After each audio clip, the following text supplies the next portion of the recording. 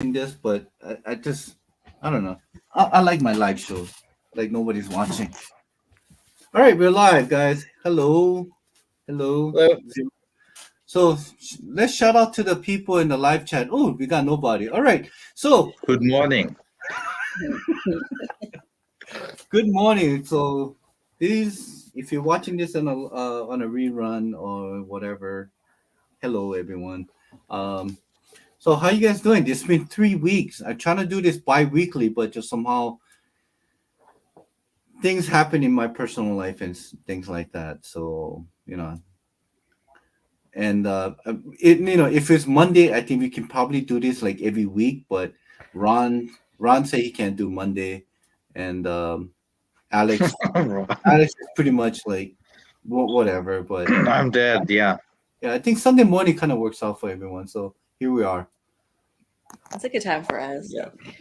Yeah. Like, Um. So you guys been watching a lot of YouTube videos and dramas and things like that is happening. No, Ron. No. No. All right. So the thing is, Not what's a happening? whole lot, but I'm aware of I'm aware of drama. Like with all Well, there's a lot of dramas happening. It seems like there's some misconception or misunderstanding or battle between two influence channels, like Brian McClay versus the Renovision. They've been going Wrong. back and forth. I love it. I love it. I mean, it's very entertaining. I don't know if they're doing it purposely or not because they used to be all in one, you know, uh, from the flip side crew.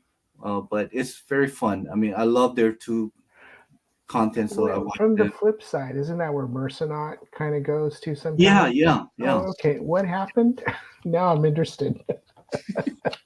Well, I think back then there was like a handful of group. I think this is before even Mercenary joined the flip side.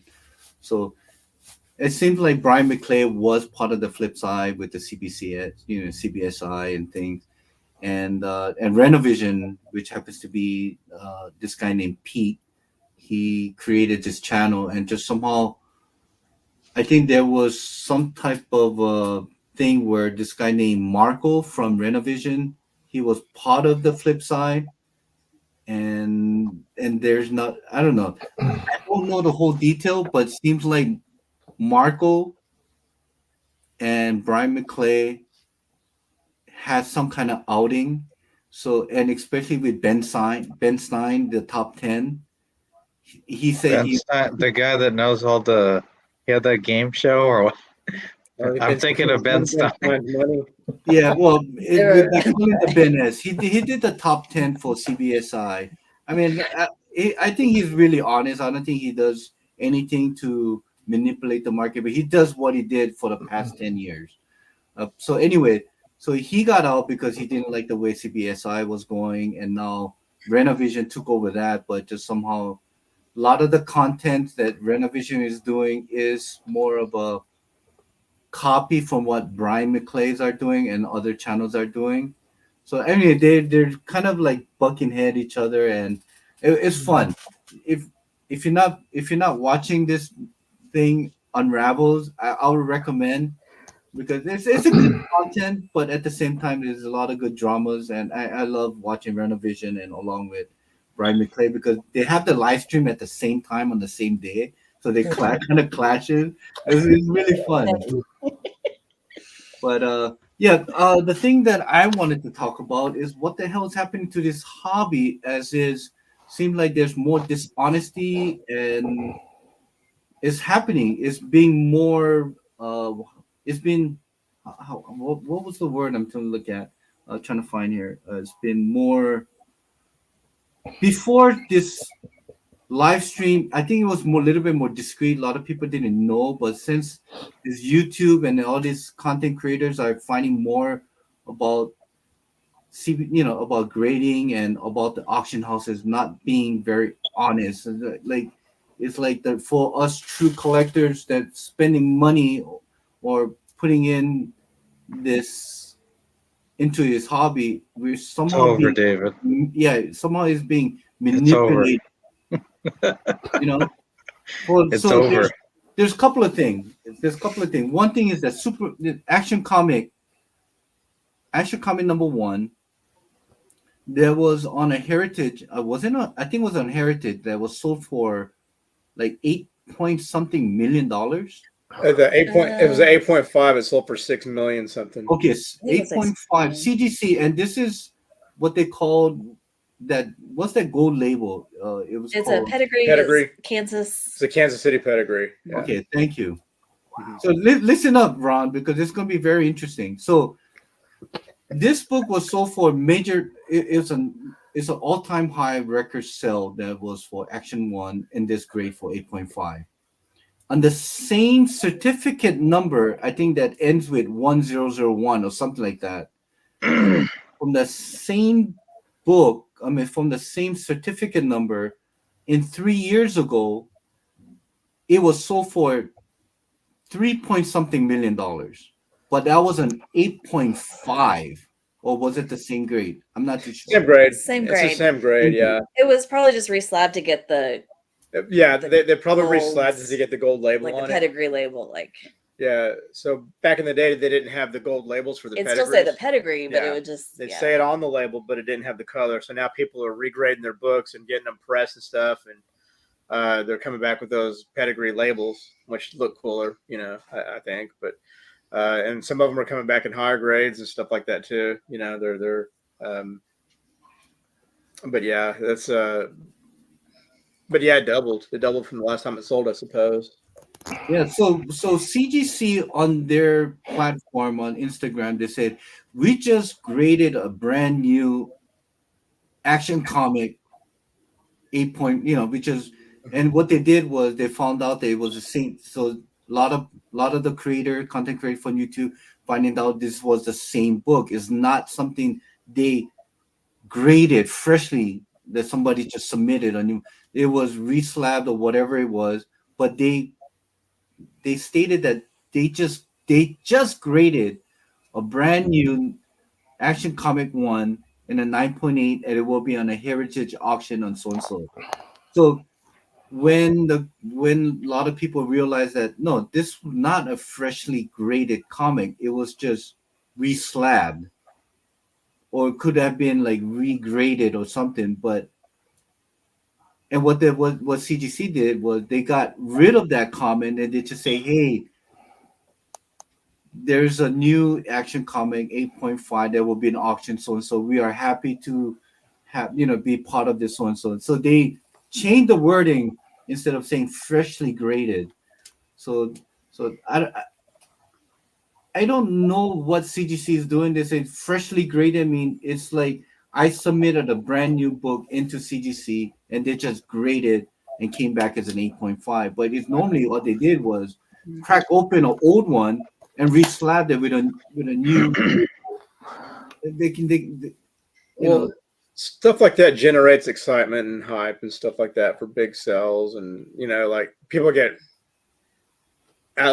start losing their minds and they hear, oh, there's a brand new Action number one that just popped up and it surfaced and blah blah blah, and then people get excited about it, and then And it might be the first time it was publicly offered. yeah, it might be the first time it yeah. was publicly offered and stuff like that, and it's just a hype. It's like a hype machine, and I think anytime there's money involved with things, companies and businesses and individuals are going to do everything they can to try to pimp out their stuff and even if blow it's it up and inflate it, and even if it's a reslab, it's still like an Action Comics number yeah, one, and then it's a huge book. It's the Action number one, which is the biggest comic in the world, the most expensive one in the world, and then but if they can generate excitement for it, I mean, they're going to do that, and they do all kinds of stuff like that. I noticed like in the auctions, and they they're all admin, they're all like they marketing. yeah, they're ads and marketing and all that kind of stuff, and it's just all about money, and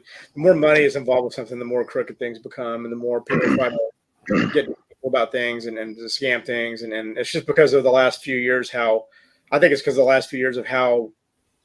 the comic industry just exploded and just got so big, and all these big sales, and now all the crooks are coming out and all the people are coming out, and I think it's just kind of hard for some people to stay. No, I think You know, there's always been this. There's in always the been that, but it just makes it worse. Like now it's out. Like now. Well, It's, I mean, I can public understand. social media. yeah, and all kinds of and then that as well. But yeah. Well, I can understand the petty scamming and things, but I mean, you're looking at six point something million dollars. Yeah. Right. And here's my thing is like, why is the grading company being involved with this auction companies or any retailers in general? Don't you Because think it's that good it for should them be? too, like Yeah. Don't It's you good think for like a bias to be involved with this type of thing? It's a money machine. Yeah. It is. It's a money machine. I can understand that. It's good on them. If you give me this, yeah. Yeah. if you give me this grade, I'll throw back a couple $100,000 your way. Oh yeah, yeah. Just give me this grade. Give you a couple 100,000. Hi, Tito. Yeah. Yeah. Yeah, I Yeah. can The higher the understand. grades are, the I just feel like it's somehow.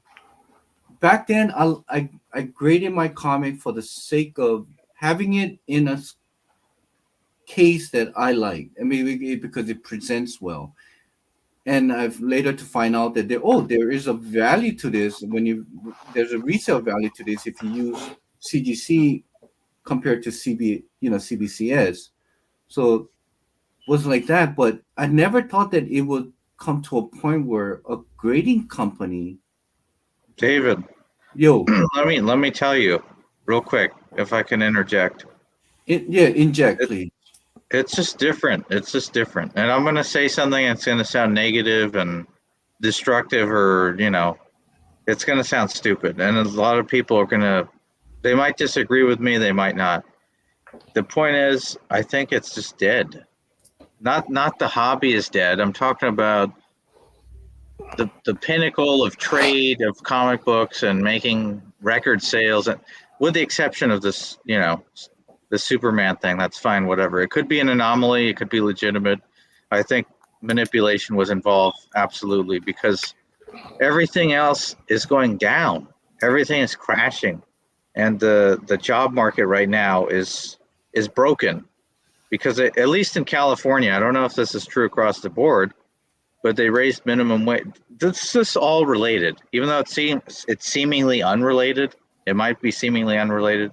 I believe macroeconomic factors affect microeconomic factors or markets. Okay. Okay, speak English, because I don't know what you just said. So if you have wider market things like, the price of groceries, the price of gas, how much you're getting paid hourly, all that is going to directly impact how much that toy is worth now. Because if people are now focused on essentials to live, and your salary is going more towards the essentials, you're not really looking at the toy anymore, or you're looking at the collectible or whatever it happens to be. In California, that feeling is very profound right now, because I'm noticing things not selling for as much, businesses closing that aren't really essential, or whatever you want to say. A lot of restaurants are closing. A lot of boutique shops in I can't think right now. High-end neighborhood in California. Why can't I think of it? Hollywood, yes, but Beverly Hills. If you go down to downtown Beverly Hills, you can look it up on YouTube too, because there's people doing like little audits where they walk by the boutique shops. Louis Vuitton, Chanel, all those places are closing. Like they're done. Like they can't pay the rent. No one's buying any of the stuff because they don't have millions of dollars to play with now.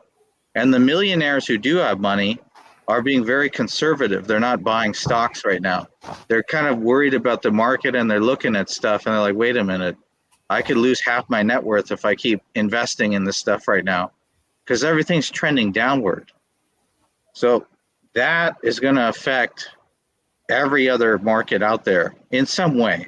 It's not going to just, this is impervious to what's going on. No, it's going to affect it. And the way that I think that the major auction houses are kind of like I shouldn't even say braving the storm, because that's making them sound like they're suffering. They're not suffering. They're just manipulating stuff and basically stealing money at this point. Blatantly stealing it. They were stealing it before, because they used to like maybe shill something a little bit. You know, let's add a couple more bids on this book just to give it some more. Let's make like 20 or 30% more than what it's worth by shilling, right? That's not even 20-30%. It's almost 50%. That's what I'm saying. Or So we even need to, 100% increase from but we need 3.3 million to 6.5 million. they're hurting. They're hurting because it was already an inflated market. And then, you know, where there's there's a famous quote by I can't think of his name. Damn, I'm really terrible with like technical information like that. Warren Buffett, right? Something about to the effect that something when there's greedy people, you should be nervous or something like that. There's a quote. I forgot what it was exactly. It just means that isn't he one of the fucking influencers as well when it comes to the market? no. I mean, Yeah. he can make statements that'll influence people, but he's not one there of you the. go. He's an influencer. You know, Yeah, but it's to the point where It's not. whatever he says, the market moves. He's not. Yeah, but he's not one of those people that says buy this specific stock or whatever or do that. It's not about that. His fortune was made primarily on index funds, long-term index funds. He didn't see his.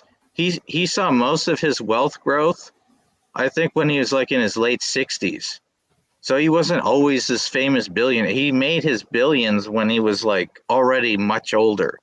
And it was because he just left his most of his net worth in very conservative index funds, like the Fortune 500 companies. He left them there long term, and compound interest is multiplied. And he got in when it was still pretty good to get in. You could still do stuff like that, but right now I just think stuff is uncertain. It's very weird. And you know, you got mass layoffs and people like to say the opposite of the shit I'm saying right now. They like to lie about shit like this, like it's a wonderful market, it's exploding, you know, this all these records. Shut the fuck up. It's not a good market. Like you're spreading, like you're saying the opposite. It's not good. Because if it was good, why are private collectors that are selling their books independently? I'm not talking about an auction house or like a really publicized auction that's probably going to be shill bid and stuff. One guy goes on eBay, puts his book up there. It sells for half the price of what he paid. And then when it's an auction house, it sells for 3 times what it was. It makes a 300% gain. Why is the little guy not getting as much? Because there's no one there shilling it for him. He's selling it, and that's what. Well, You know I mean, what it I mean? also depends on the book. Like, No, it's the same book. I'm saying the same book. Right. If I sold my giant size, I think it's because I think it has to do with the exposure of That could be it. heritage. Okay, people who has money, who has been a serious collector. I don't do heritage, so I can't speak, but I'm just assuming that it has to do with the exposure of what heritage auction does compared to what eBay is, you know.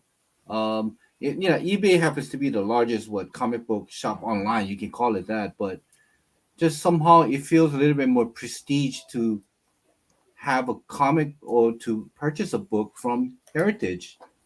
I don't believe it. It's like I said, safer I to don't do know. that. Huh?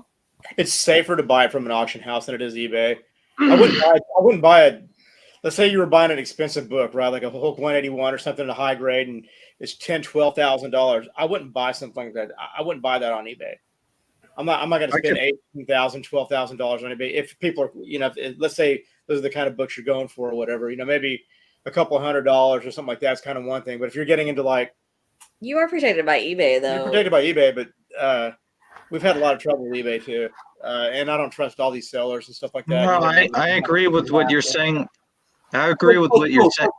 But Joe, don't you think that it's pretty much the same when it comes to when when it comes to just in general a book, because we're going back again.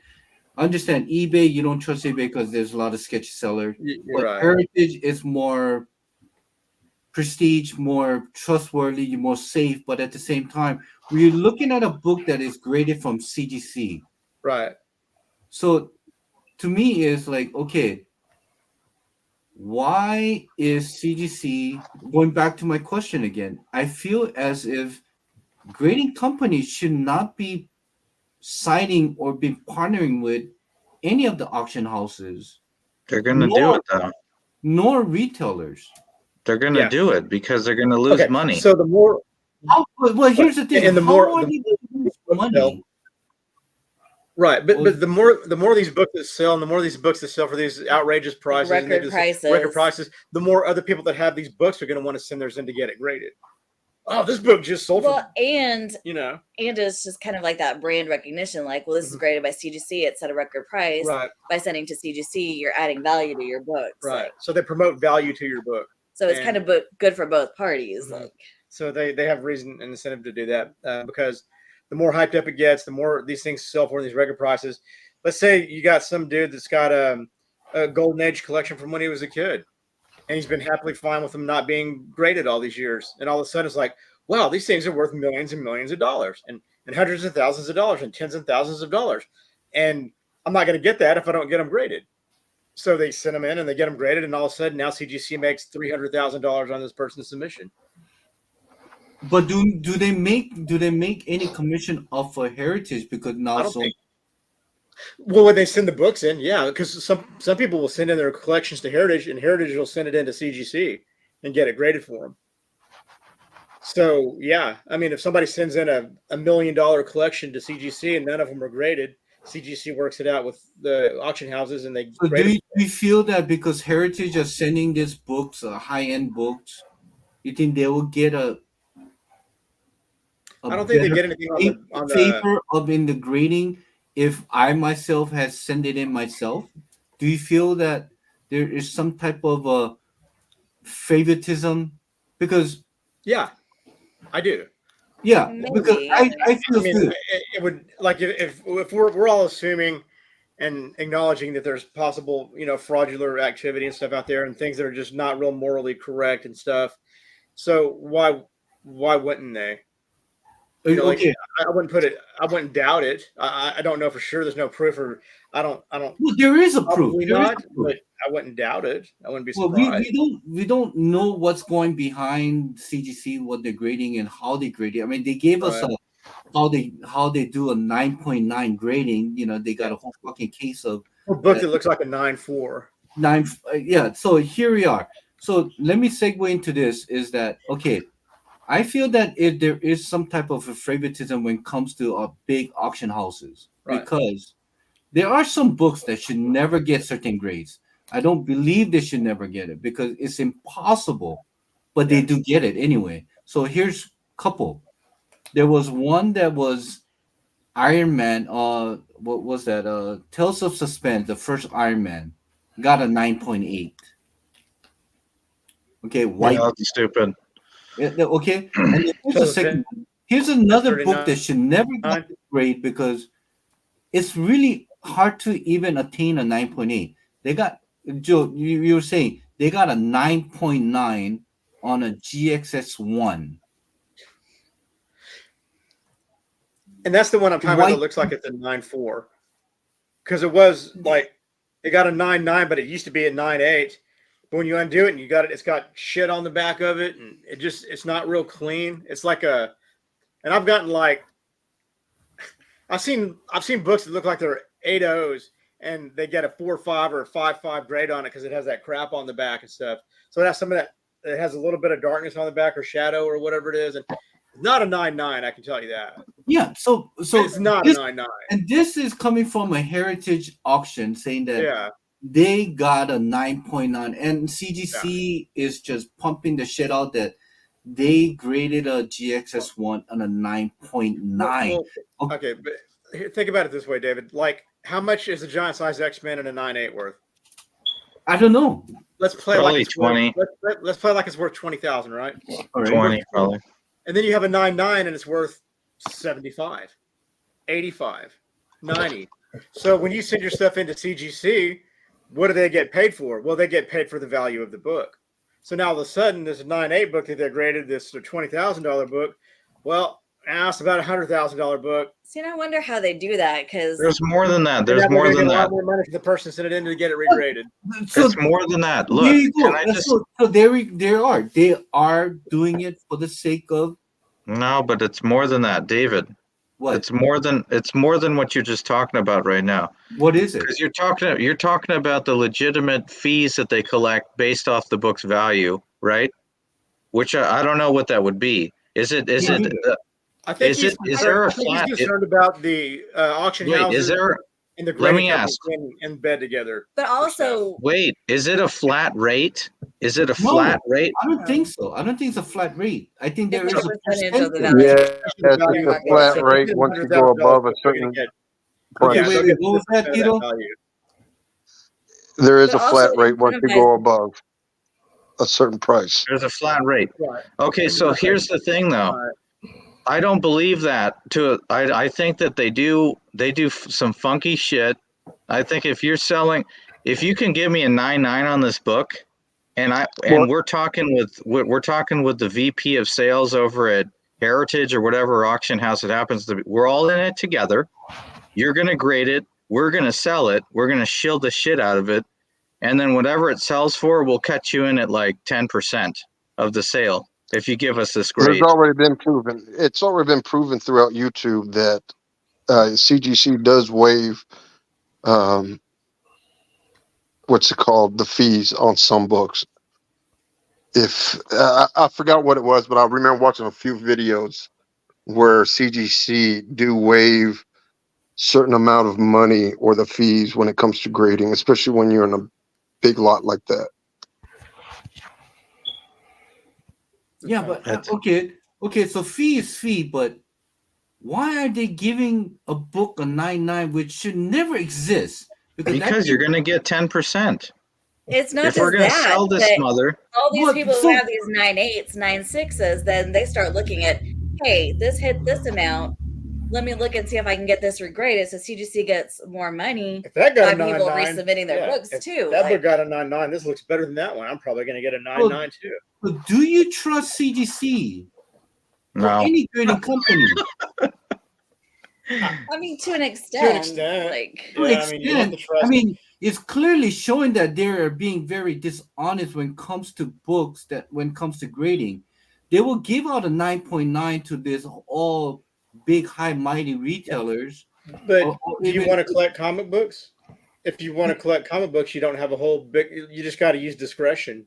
Figure out, hey, is this book I'm there's a buying? gamble if you're buying raw. There's a gamble if you're buying graded. Right. It's just a less. It's a less of a gamble if you're buying it graded than it is if you're buying it raw. You can get really screwed if you buy it raw. They're taking advantage of that too big to fail mentality. That's Yeah. what it is. We're highly established. Everyone knows who we are. We could pretty much take a shit on someone and it'll still be fine. And I think that's what it is. Yeah, Yeah, I They're haven't willing lost to, a lot like- of trust in the grading companies, honestly. Like I think they're about the same as they've always been. And a couple of crooks come in and do some shady stuff, and it tarnishes the name and it does this stuff, and everybody's upset about it because nobody wants to buy a fraudulent book. They are to blame too, though. Yeah, they're they're a to a certain business. extent. But I mean, like, like, what do you But like, are you going to stop? What are you going to do? You just stop buying books? do they get recorded when they grade the stuff? Is there like a camera over the grader No. showing everything? No, I think they said they. I was telling there you, is, yeah, like, me and her were having a conversation about that months ago, and I think like. they said there is though. Like, Yeah, but and I call it a conversation because it got a little heated. But I think they should have cameras in that room for everybody that's grading these books, and they should monitor it and record it all. yeah. Yeah. Well, they And then did you can't record sneak a it. book in your pants, and you can't sneak this in there, and you can't sneak this out of there. And she says, "Well, that's not feasible." I was like, "It is feasible." I've no, worked at no. places that What do you that. said was there should be someone watching 100% of the time. Record this. Everything, and it's Record- like stuff's if still gonna if people get are in missed. that But if that room- one person watching is in on it too, like, No. I mean, That's if not you the let's just public. say being recorded. let's just say Well, look, right, you recorded have on to have video someone to cameras. watch the feed, like, Yeah, to catch anything. Sure. let's go back to David's example. Well, here's the Let's thing. go back, David, real Yeah. quick. Let's go back to your example Go of the back and watch Tales the of film. Suspense It's not that- 39. You Yeah. might not catch it live, but you'll catch You said the 9/8 Tales of Suspense 39, right? Yes. Okay, let's go back to that example. If you know that book's coming in, and and the guy's like, I'm pretty sure it's high grade. I want to get it graded. Okay, then we're gonna have like 5 people watching this thing be graded. We're gonna watch that book because it's so expensive. But We should have. But you know that shit not gonna happen because they already shown us how they grade comic book and how a 9.9 is getting picked. They just look at it and then put it in. And it was funny because he just grabbed a whole bunch of books. It's the same book. And said, okay, then he goes through and he hasn't one. He has no gloves. Okay. That's minor. Two, Like, he never opened up the book. it is though. Like you lose some of the texture. Like You do. you know, And the you oil have in to your have, like- fingers, the Yeah. oil in your fingers is Yeah. left over, right? Okay, assuming you have clean hands, like Yeah. you want to have You that wanna- tactile, like Yeah, you want to check the brittleness, and it might be a lot harder to do if You you have have to, gloves on. like- Yeah, I think it's a good idea to be able to touch, but to like handle everything with like nothing but rubber gloves on all the time. I mean, Look, I don't think that's this was his 9.9 grading. Well, no gloves, and he goes like this. Oh, there's a slight little white corner there, so this is not gonna make a 9.9. They're like, fuck it, open up the book. There might be something wrong with the interior of the book. You know, I mean, God forgive me, it's a modern book, so it's freshly off from the presser. From this. Do you wanna know- that could have been a David. pre-screen too, Yeah. though. Like Yeah. David, when I grade a book, when I really grade one, when I do it all the way, it probably takes me about 10 minutes because I go through each page. I look at the centerfold, look at the staples. I go in and zoom in and look if there's any like fine indentations on the covers. There's like a whole process, dude. It's Yeah. not just a quick thing. I don't But think I've he ever looked at a modern book. He that's been graded grading. 100 and something books in less than 10 minutes. Yeah, right. Yeah. And he said, okay, this will not qualify 90, but we got that could be a But- pre-screen but though. Like, David- there's no point to count pages and look inside if you but- look at it. And But it's David, like, but they're like to encourage you, like if you send it in for a 9.9 pre-screen, they'll look through it better. maybe. no here. So that's where the scam comes in. Well, Hold on, here's hold the on, hold thing. on, hold on. God damn. What's up? Y'all over here arguing and shit, and I can't even talk. But so real quick, y'all been to a comic show lately? Any kind of cons No. lately? Yeah, I went to Emerald City Comic Con. No? Okay. No, So what I've noticed more been about 3 lately, years. More. Speak, goddammit! You have the fucking floor.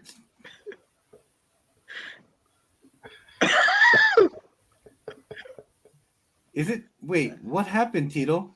He's in profound thought. Okay, so let's move Yeah. on. Okay, Oh man. so going back to Tales There you of go. Suspense. did I crash out? My bad. Yeah. Yeah. Okay, now you got the floor. Go ahead.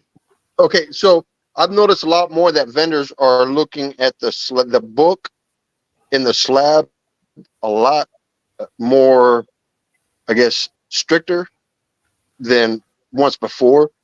And I don't know if that is a fallout from what's going on in CGC and everything that's been happening through CGC. But that's one thing that I've really noticed more in the last like few years, where people, you want to trade a book and you see they, whatever, let's say it's like a 9.8, and they kind of look at it. They don't just say, oh, it's a 9.8, cool, let me I'll take it for its worth. They actually take the book and look at it even more. So what is that? Do you think that is the fallout of what CGC is going through, or just people want to look? I think let me answer that. For my side is that I think they're finally to realize that they are purchasing the book itself, not the grade. I think they should have done this long time ago. But yes, I think it has to do with the follow with CGC, with the with the case. What was that? With the CGC gate, that case gate, whatever. People are switching. Old, they'll get a 9.8 slab. They'll crack it open. They'll put an 8.5 book in it.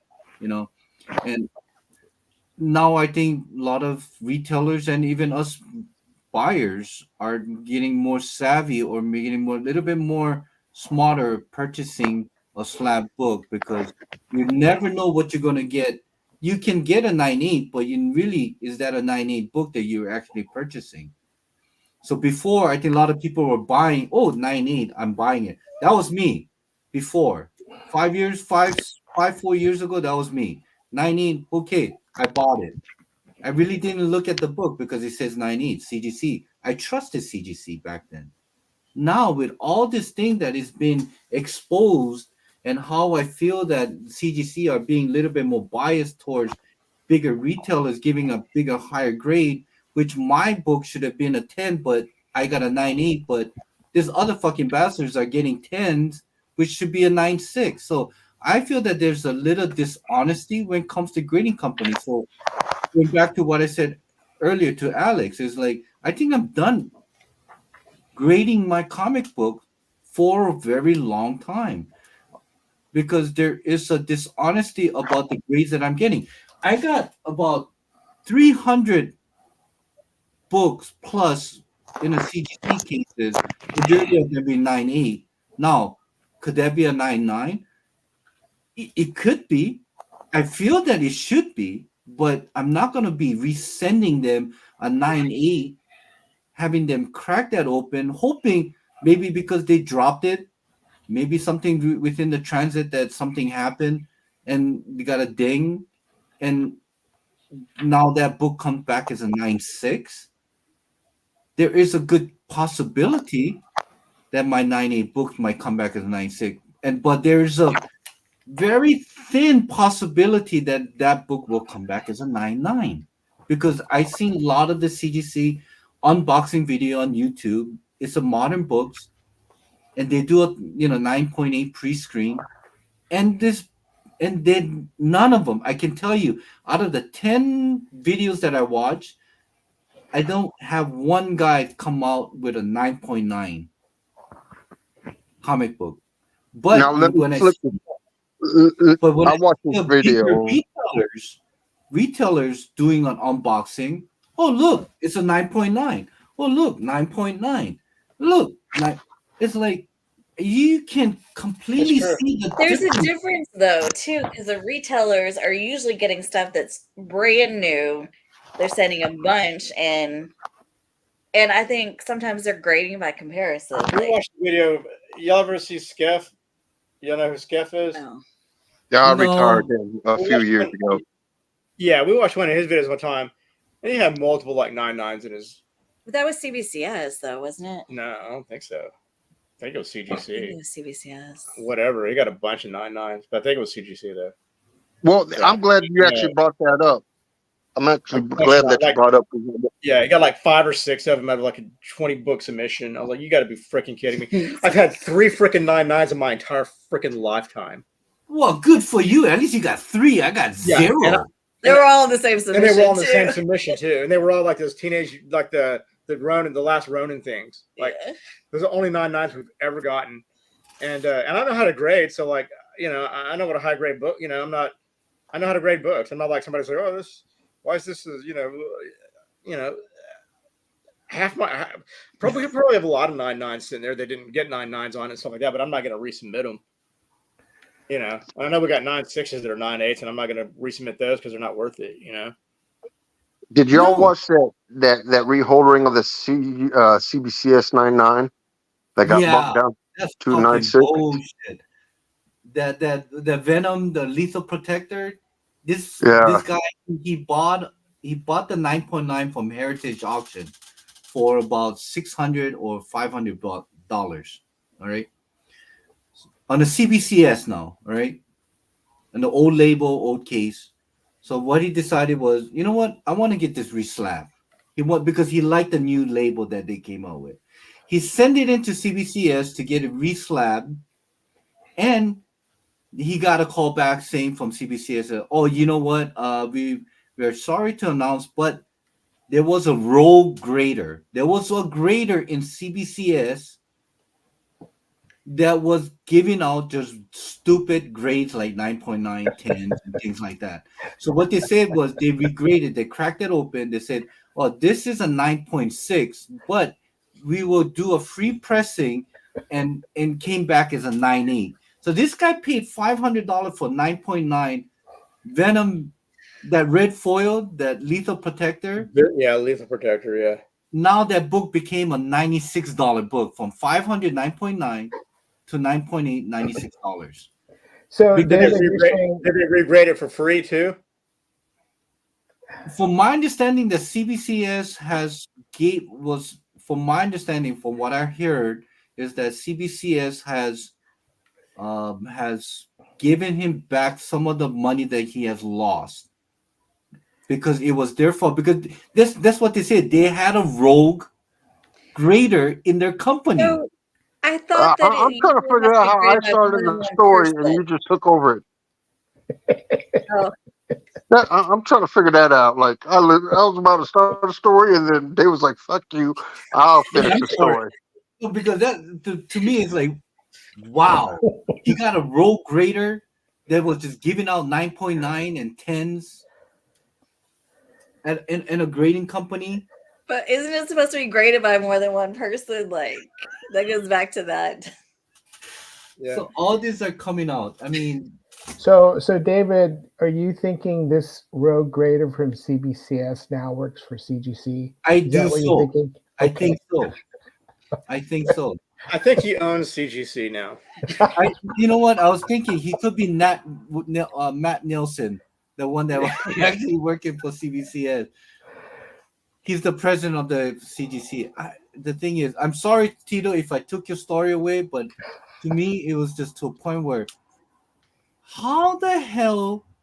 I mean, I'm glad they're being transparent, being honest, but how the hell you go and tell somebody that your 9.9 is actually a 9.6, but we pressed it for you, but you got a 9.8.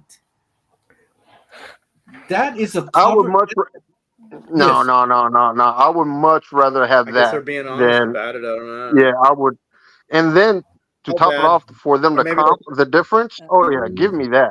I would give me all that. So do you feel that this going back again is, do you trust this grading companies? And if you and let's say and my next question would be, would you send your books to CGC or CBCS? And if you do, why? Who else are you gonna send it to? PGX? Like Yeah. Yeah, they're the Right. two that you either send them into CGC or CBCS, and I send mine into CGC because I like the way it looks better. I'm used to it, and it does add a little more value than the CBCS stuff does. And I love the books that I have, but I collect with the collector's mentality and sentimental value too. But I prefer to have my books graded. Like if I have a valuable book, I want it in a slab. I don't want it raw.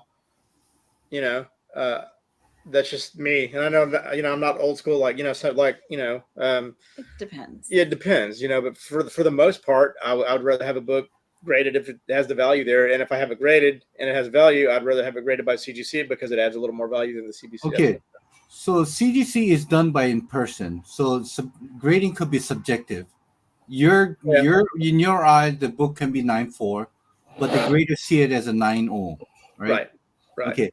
So there's another grading company that has been grading sports card. They call it AGS. I think it's an AI grading system. It's computerized where it's scanned, it's measured, and it will give you an actual grade of the book, of the cover and the front and the back. Not the interior, because I don't think they can do an interior. I don't trust people, but I don't trust AI either. Yeah. I mean, I don't know. But if the person's not crooked, then the AI part won't be crooked either. Well, there's no way that you can AI be crooked. You can't say, "Oh, this is But from how can- Heritage." But you can There's fake stuff- AI. You can do fake AI. You can put out an album of like Kurt Cobain singing Beatles songs. It's not really him. But it's already Yeah. the algorithm is already input into a system where it's non-biased. I just don't see how you could really do that because there's other. Well, they factors are that going to are, do it. like, That's the texture You and- have to. I think you have to like tell the thing like this constitutes a 9-9. This constitutes a 9-8. This constitutes a 10. This constitutes a 9. You have to tell the thing that the information, and then it'll go by the information provided to it, and it'll assess what it is. Is the only way that I see that could happen. Like it's not going to know. Still have to have it. Yeah, but you still have to have that Interaction. human interaction. So once you do that part, if that part's done, a 9-4 is going to be what they consider a 9-4, and a 9-8 will be what they consider a 9-8. It won't be up to subjection of like, oh, I don't know, it's got this though, so I'm going to slap a 9-4 on it instead of a 9-8. You know, you won't get that. You'll get a lot more consistency across the board if it was done something by a computer type thing. If you scan it, a lot more consistency. You might not Yeah, agree with the grade all the time. So I the think market there's is a lot of showing. consistency, like If it has more than 8 ticks, it can't be a 9-6. If it has more than 5 ticks, 8 ticks, it can't be a 9-6. I like yeah, that. you know, like, exactly. You know, whatever. It's like if it has more ticks than this, you put all that information there, and then if they send in a book that has 7 ticks, it can't get a 9. You know, whatever. Like you can do stuff like that, but So, I would like that. you would trust more of the in personal grading than having an AI. I would rather have AI. I would rather have a person. AI has nothing to gain from it. Is so like I, I mean, said, it's this company. Technically, a third party shouldn't have I it. think- Right, but they do. I think they Yeah, call they do, themselves yeah. ASG or AGS grading company. Like I said, they've been grading sports card, trading card, game cards. You know, and I can and see it working with a card more Yeah. because but here's the thing: they just announced that they are grading comic books coming up soon. Do they do good on their? Do they do good on their card grading? Well, so they did I see a lot of videos where a lot of the like Beckett, PSA, and CGC grading companies. So they crack open a lot of the 9.5, the 10s, and they scan it. It goes through a whole process. Half of it comes back a point grade, a grade bump lower. And half of it comes almost the same grade as what it was before. So I was kind of fascinated at that point where I think this is where we're going now, because clearly CGC and CBCS, they are screwing things up because there's people emotions involved. There's, a lot of influence are being involved. But I think when it comes to AI, it's non-biased. You Right. just scan the thing. It has an algorithm what to look for, Right. what the certain grade is, dings, ticks, and things like that. So I think it'll be a little bit more fluid when it comes to consistency, when it comes to grading. So I'm kind of looking more into that. If they're going to start grading comic book, I want to know what the process of the grading. Are they going to be flipping through each page to scan it and have that all Yeah. panned out and give out a grade, or are they just going to do what CGC does on a 9.9 pre-screen? You just do a front and back page and look at the corner to see if it's a cover up or not. And their potential to do more damage to the book if you're like turning a page and then scanning it. I would think that would be a lot more room for like damage to your book. Yeah, so for comic for grading It'd be hard card, to what do they do is that. they have a slot. Like, They put overhead, like They It'd put take the you an card in hour- the slot. take you It an hour goes and a half. in, Grade for a book. and it scans like how you would like make a copy of, like a fax machine or copy So- machine. Go open But up a comic book and scan it on the inside. you're assuming And that you it's- have to like flip it over and open Right. like that. Like, what if it's just like Like, an overhead scanner? Like, yeah. Yeah, Like, so the sports card, what they do is they have a 360 scanner.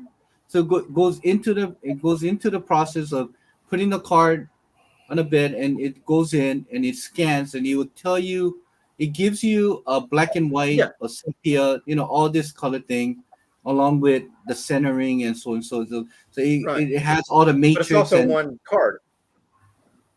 just like Yeah, but comic it's also books. one card with the front and back. Yeah, just like comic So a book, you comic have book a has front an and interior back. with 40 pages and stuff. Like, you know what I mean? But that we found out that they don't do interior grading anymore because it clearly showed on a 9.9 that they only do front and back. I mean, if all they're gonna do is grade the cover, is fine. Yeah, I think that's what they've been doing all this time. Yeah, I don't know. David. I mean, I don't don't you? know I about mean, that, but it's possible. don't you feel that? I mean, after that whole exposure of the CGC uploading Maybe a half. video about Maybe how half they of the do a books. 9.9, Maybe all half. they did was the front and the back cover. That was I it. bet you, Maybe. yeah, I wouldn't be surprised if 80% of the modern books don't get looked at on the inside. Well, I think It even the wouldn't surprise- I mean, one, just the throw, yeah, it looks like 9.9 a was 9.9, throw it in there. It looks like a 9.8, throw it in there and do that instead of going through every page on a modern book. Because Right. the only problem a modern books can have on the interior page is, maybe it might have a fold in one of the pages, or But there could also be printing defects. it could be printing defects, and which can keep it from being a 9.9 and stuff like that. But they don't dish out a lot of the But 9.9. clearly, anyway, Joe, so, it doesn't show that they do that on the 9.9 GXX1 because yeah, I don't think they yeah, no, opened it. They gave Yeah. it a 9.9. it's not a 9.9. No, you Yeah. had a staple rub, you have a color rub. There was an issue with the corners. I hope it They sells went- for $20,000. David. I hope Yes, it sells for They $20,000, and somebody gets a 9.9 for a 9.8 price. Is It's what I gonna hope. sell for big money. Like, Honestly. They took a time machine. They went back to the original press, and they encapsulated it right off the press, the GSX one. That's what That's they're how they doing. got now? the. Yeah, no. They were even the Tales of Suspense, 39 first Iron Man, that had so many flaws that should have never been a 9.8.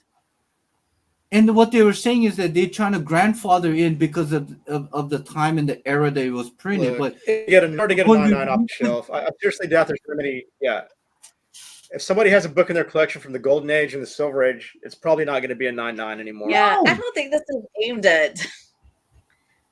I think it's aimed more at modern collectors. I know, but like when we're talking about that giant size X-Men, I don't know how that got a 9.9. bronze. me and modern. neither. Bronze How the modern, hell yeah, did Tales of Suspense 39 get a 9.8? I really Those don't know. Those type of books should never get that kind of They grade. lose as time goes by, it loses more and more color. It's not, if you keep it under lock and key and it's in the dark, over time, it's still the page quality stuff's still gonna go down a little bit. It's not gonna stay perfect after 60 freaking years. You watch. You know? You watch. Somebody's gonna come up with a 9.6 or 9.8 of one of those pre-code horror books. Oh yeah, they'll sell for $100,000, yeah. $150,000. You know what? I won't can see those existing because of the what do you call it? The games file copies. Or Yeah, what? games file. But those like are file all, copies. Aren't those all graded already though? Yeah, but So I guess you could press them. All right. Yeah. So Ron, you've been quiet throughout this whole 55 minutes that we've been on live. he's What being is your amused by the What is your peasants. thought about this whole drama, if you want to call it, or what do you think? I know you don't grade book, but you gotta have some kind of opinion of what do you think about this? No, I don't really care about it. I'm not watching it. not listening All to right, it. thank you very much for Um, your input, Ron. Well, pretty good show, everybody. Thanks for joining us. Your original your original question or theme was what is happening to the hobby or what's going on to the hobby. Yeah, I kind of I was kind of thinking about a lot of what Alex was saying. How restaurants are closed. My favorite restaurant was closed. My favorite athletic shoe store was closed. And I went to Berkeley the other day because my daughter studies theater there. And I went to some of the comic book stores. I walked in one little comic book store. He opened at noon. I was the only customer there. I walked in, and he was like brushing his teeth. what's It was up, kinda funny. Lord Tat Man? And it was just a teeny tiny store. He doesn't take care of his new comic books. And I just walked right on out. And I wanted to go to the other comic book store, but they're only open by appointment. So to go back to your question about what is Oh. happening to the hobby, I'm not not Is it buying. because of all the like theft in like Is it because of California? theft and stuff like that that's going on? Is that why they're doing that? I have no idea. I don't know. I think it's legal, like in certain states, to still stuff. They can't pay they can't afford the mortgage. There's no one buying anything. Wow. Yeah, Everything's dying. the leases have gone up, so paying It's rent not legal. Crime's mandatory in New York. So. Do it. Well, I'm glad you brought that up because there's a lot of brick and mortar. I think that's what they call it, the LCS, comic book shop. Is that what they call it? Brick and mortar, Yeah. whatever, Mhm. right? a comic book shop. Yeah, comic book shops. I think a lot of the people are closing their doors because they just can't keep up with the rent and their customer base, and they pretty much sell their collection, or if not, they go online and they open up an online shop. David, let me tell you something. Because now Ron poked the nest again because he brought up the subject I started with. Dude, everyone in the state, I shouldn't say everyone because I should never make blanket statements like that. Fine. There's a large majority of people that all voted for the $20 an hour minimum wage. $20 an hour. Yes, state of California, yes. Because they said we cannot raise a family and buy a house on $20 on the current minimum wage. Well, dude, the minimum wage was never designed to do that. It's meant for like a high school kid just getting his feet wet. He's working at Burger King. He's trying to figure out how to build some work ethic and know how to make a paycheck. Yeah, it's not it's not meant for a career, lifelong career.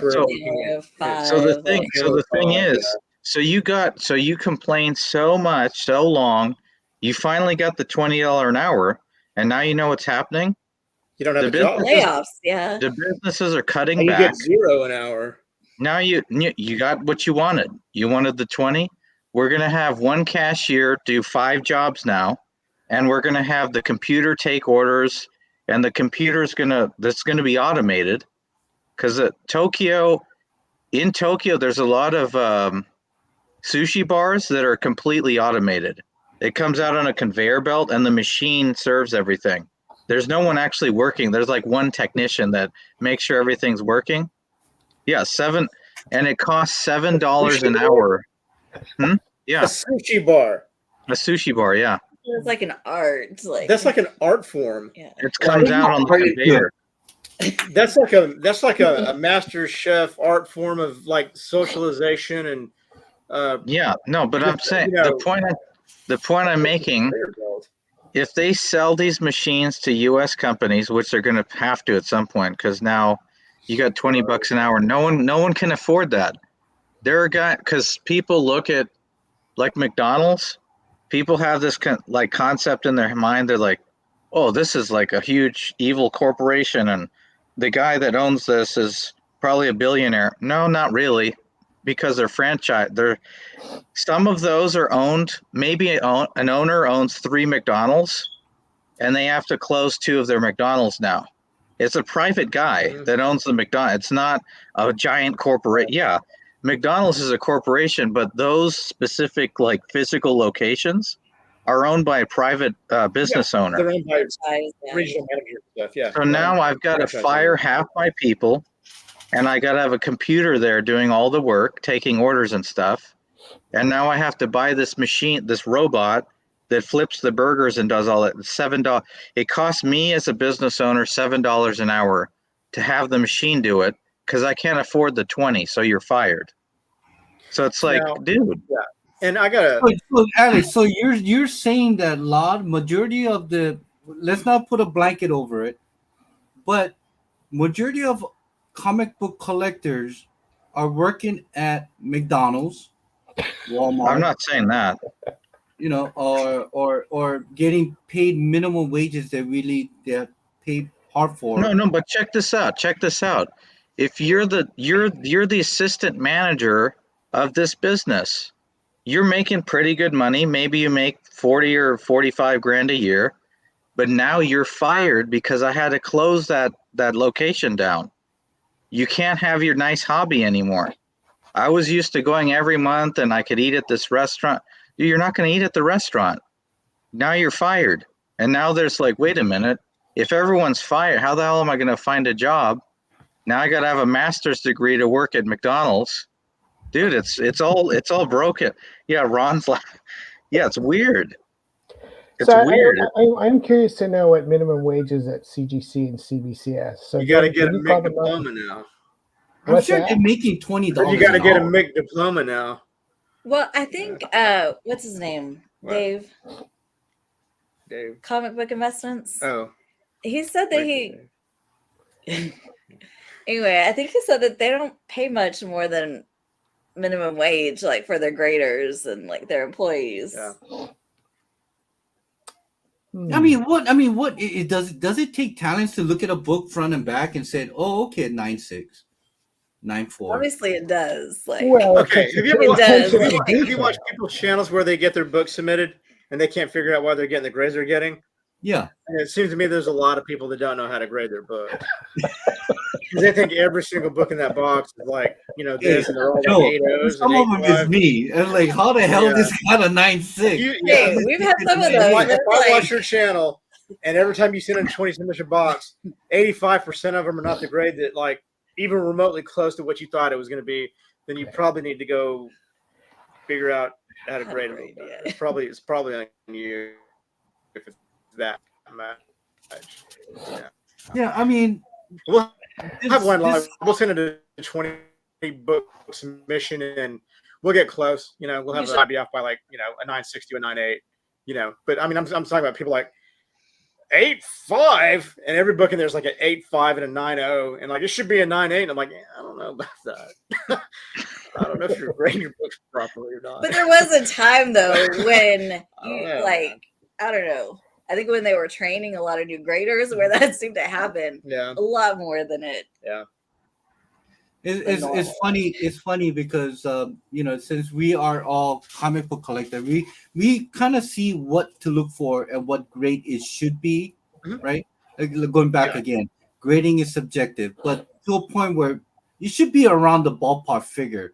If it's a 9, if you think it's a 9.0, then it should come back as a 9.2, maybe. I don't high as think a 9.0. I don't think the difference between a 9.8 and a 7.0 is very subjective. No, Like, no.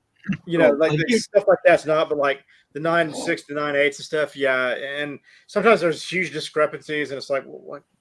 Like, there's no way this is a 7. And like that Look, happens sometimes, So I don't know how that happens. here's my thing is that I'm not really into grading cards, but remember I told you I bought this grading thing. Yeah, and, yeah. Not my cases. yeah. Well, like I said, I submitted like 30 cards to Beckett Grading Company, and hoping that I swear to God, I thought everything was going to be a 9.0, 9.5, nothing less, unless it's some of my personal like. But anyway, overall, I finally got the grade. I looked at the grade, and God, am I so wrong? Yeah. Some Like of the- low or high? Are you wrong on the low or the high end? I'm out of the 38. I think there was 8 cards that I swear to God would be a 9.5, but came back as 9, 8.5, 8. I was shocked. Like, what did I miss? Did they I put? Did I they got include the grader tools. notes? I Yeah. got the tools, Okay, yeah. but some of the cards that I thought would come back as a 9.5 got a 10. So I don't know if it's a black label 10 or it's just a Yeah. pristine 10 a gold. So Yeah. So I'll have that thing done. But going back to what I'm trying to refer is that I think a lot of the people are saying, oh, this should have been a 9.5, 9.8, but came back as an 8.5. I think these people, I don't know if they've been grading or submitting comic book to CGC as often as we did. I think this like maybe saying, hey, you know what? I think it's time for me to grade some of my personal books, but I think it's a 9.5 or 9.8. and came back as an 8.5. Like, and you look at it, Yeah. how this can be 8, like, it's same for me. Like if you were to do this, 3 more times, you get a really good idea of how they're grading your stuff. You should get a good idea of how they're grading your stuff. Yeah, eBay sellers are really bad about their grades. Yeah, Everything's definitely. near mint to mint. And I don't know. If they I give mean, you a grade now, they just say like see pictures. Yeah, see pictures. Yeah, that way you don't get. And the other things that happened to this hobby is that I realized, going back to what Alex and Ron was saying about how the economy has kind of impacted the sales. I mean, you got a record sales of $1 million book on this big book. Okay, I get it. But when it comes to entry level books, or even just the minor keys, I've been selling on eBay for the past 5 years, and this past couple of years has been the worst for me. The worst. I mean, I don't sell big books. I mean, I did sell my UF4 there at the right, but overall, majority of it, it's been the worst time for me selling books on eBay. By the way, David, that UF4 that you sold, Yeah, it's down even more now. It's way down. It's yeah. I mean, I'm just much glad slower. I sold it for 9 when I did, but going back again. But I mean, at the time, there's still a lot of hype on UF4, slowly to trigger down, but just now, it just, like I said, in the entry level to a minor key, all the books, I can't get rid of it. I mean, I'm stuck. Remember, I told you guys that I'm trying to downsize my collection so that I can try to get my Holy Grail, but I think that Holy Grail will have to come to a halt for the next couple of years, because the books that I'm listed is not selling at all. It's been listed for over a year, and maybe I might get 1 or 2 views, people that came in and look at it, but just. But shouldn't it should tell you something that no one's auctioning their books. Everyone was auctioning it when there was like high sales and everything was up, and people were auctioning it, and they didn't feel any risk. They're like, oh, I can auction this and probably make like 50%. But now, dude, you're going to lose 50%. That's why no one is auctioning anything, because all that stuff is down, way down. It's not going to.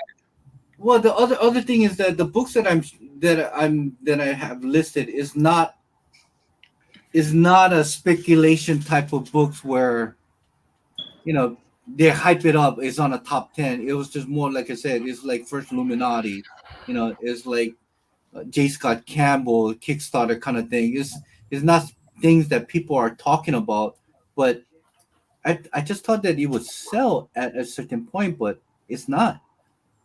So, back in a second. It's David. Is that you with the firearm beeping a little bit? It was beeping the last time. I don't know what you're talking about. I changed my battery a year ago, so I still should have another year before it start beeping. I don't know, Lord Tatman. It could be my seat that is, every time I move, it makes that crunchy noise, but fire alarm beeping. Do you guys hear that? I heard a beep a second ago, but Really? Is it Ron? Ron, is your fire? Yeah, no, there's no. No, nothing. Yeah, I mean, it was just to a point where I find out that I think Tito got mad that I took his spotlight, but he's no longer joining us. But it's weird, like how this market pre-pandemic, COVID pandemic, has changed this hobby so significantly. Like I don't know anymore. Like, well, everyone is more mindful of their dispensable income. I mean, it's not a debate of milk versus comics. Okay, true. You're gonna get the food. Okay, this is how it is. I right think now. a lot of people just got burned. Like, Oh yeah, people got burned too. Yeah, that's true. Man, my UF4. I remember I sold that UF4, the Djurkovic, and I bought that regular first print for 1,700. That book is $1,200 now. That's what I'm saying. It's Yeah. like I lost. Like I can't even get rid of it because I'll lose so much of it. So I'm stuck with that. I mean, I'm okay with it, but I mean to a point where from that book was at 3,000, and I thought buying it at 1,700 was cheap. Man, was I wrong? Because now it's like it's 1,200. 8 a.m. Happy prices are coming down. Pick up the nice. Yeah, I mean, it's just overall. I mean, if you have the extra fund to buy those big books now, I think this might be the right time, or maybe wait longer because it might crash. Lower. You have to wait till it's like around November. Yeah, when there's a I'd say- recession, Yeah. everyone's Christmas shopping. Yeah. November and December is a really good time to buy comic books on auction houses. Like a really, really good time. And here I am, and buying like all this kind of stuff. I'm a happy man, Yeah.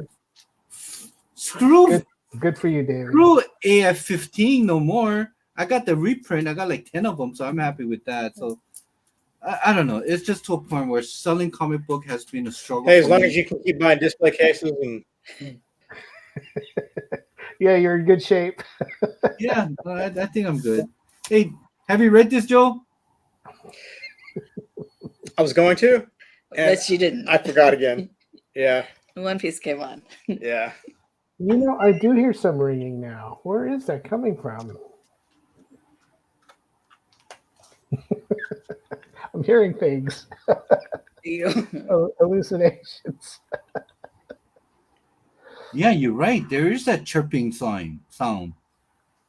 I didn't notice it until I don't hear anything. It's so subtle, though. Yeah, it's very subtle. It's like beep, beep. I hear it. Alex, did you check your? That must sound like a person doing it. I'm muted. I can't hear. I really can't hear it. I can't hear anything. Do you hear it? It's gone now. I don't hear it anymore. It's gone now. No. You know, David, I like how you call eBay the largest comic book store in the world. So I actually did go shopping because there's a new Black Widow title out there. And I saw a couple of those number ones slabbed for like $40. And I almost pulled the trigger. And then I looked at the price for it raw and I said, why should Get I it get wrong. it? That's I what got I'm it doing. raw. Those books. Yeah. And also in Berkeley, I went to Half Price Books, and I got this hardcover. Thanks, Lord Tat Man. I didn't get that. Look at that, Yeah, Oh, nice. When do we get $8.99 from Half Price Books. show it. It's really cool inside. What volume is that? Huh? Oh, wow. No, it's just a coffee Just, table book about Black Widow. I just found something that my wife bought that I didn't know that we got. This is All a right. lie Show and tell. Surprise! because we've actually already shown this in a video. I don't remember seeing this. Am I? Wait. Let me solo you out. Hold I on. don't remember seeing this. Well, it's because you have a bad memory. Oh, that's pretty. Yeah, but I don't remember seeing Is this. that Rogue? Is that Rogue or is that Gambit? It's a It's, rogue uh, gambit. It's a rogue Rogue gambit. Like a gambit. It's like a female gambit. It's like It's their looks like love a child. All right, Yvonne. Care to elaborate about that book? I don't. My husband has a bad memory. Okay. We've shown this in a video already. I don't remember that, and I certainly didn't buy it. And I had You no may idea. not have bought it. And we didn't discuss buying it. That might be true too. Yeah. But that doesn't mean you haven't seen it before. Okay. Maybe I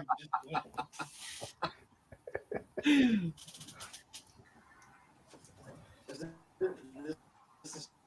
This is what you're. Yes. Yeah. Yeah. This here? No, just that one. Just this one? Let's try and show that to Ron. Yeah. There we go. Oh, wow. Ooh, Oh, wait. Hold on. Yeah. Show the back. it's a that's Black pretty Widow, back. Black Widow sketch. Wow. Oh. Yeah. I like that. Nice.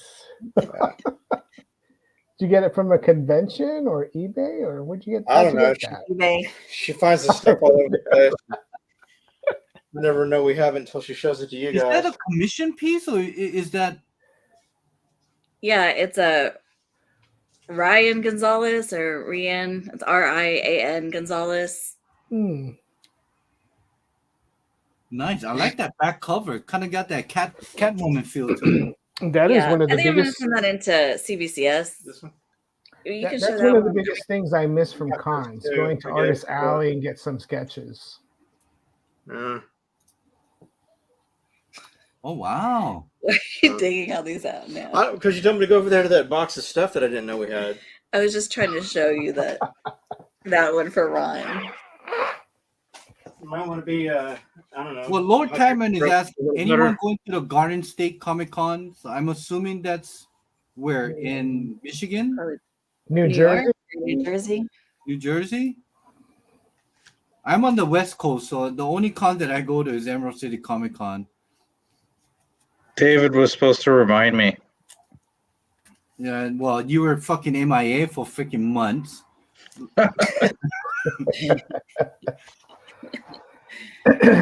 Berkeley has a Jersey. Berkeley has a Comic Con regularly where it's just comic books. There's no cosplayers. There's no swords or other paraphernalia. It's just comic book vendors, and the prices are decent. Yeah. I'm just not in the mood to buy comic books right now.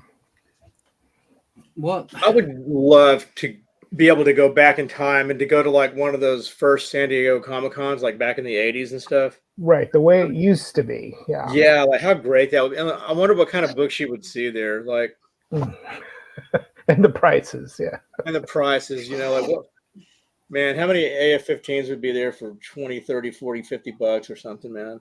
$100. Joe, if that was the case, I would go back to 1962. I'd go back to 1939. And I And even I- thought about this too. I Correct. got a lot of old silver penny dimes, Yeah.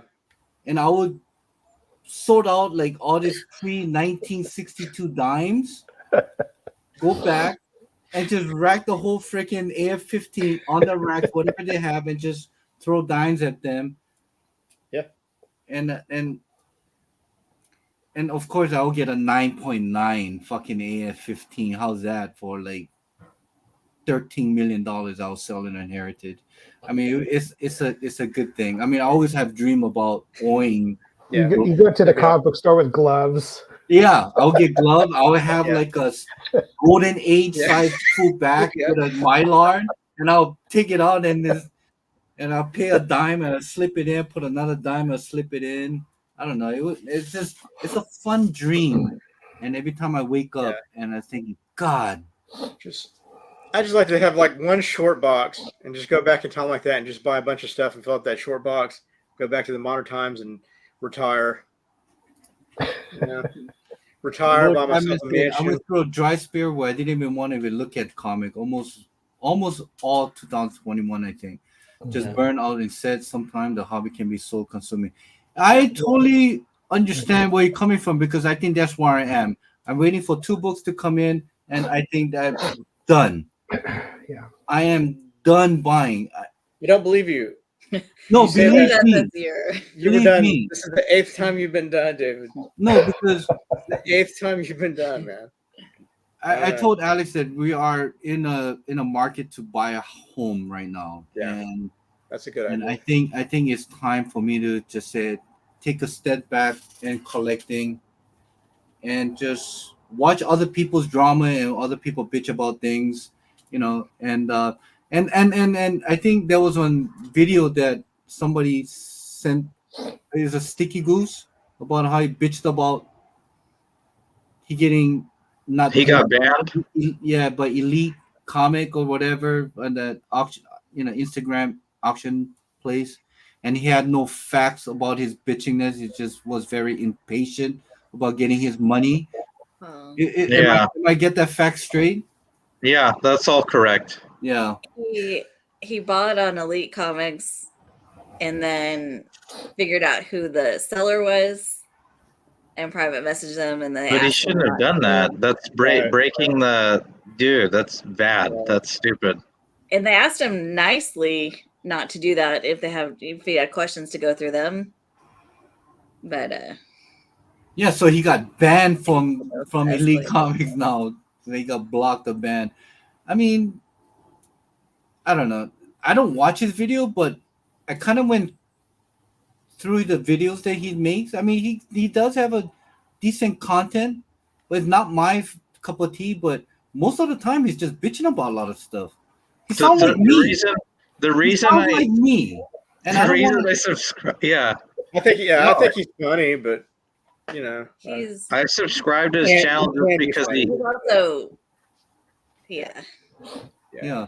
And Lord Tatman's here. There's a lot of YouTubers 6 to 8 years ago seem to have died off. You're absolutely right. I mean, the people that from Yeah. when I first started this comic book, when I first started my first haul, like I don't see Doom making any videos, you know.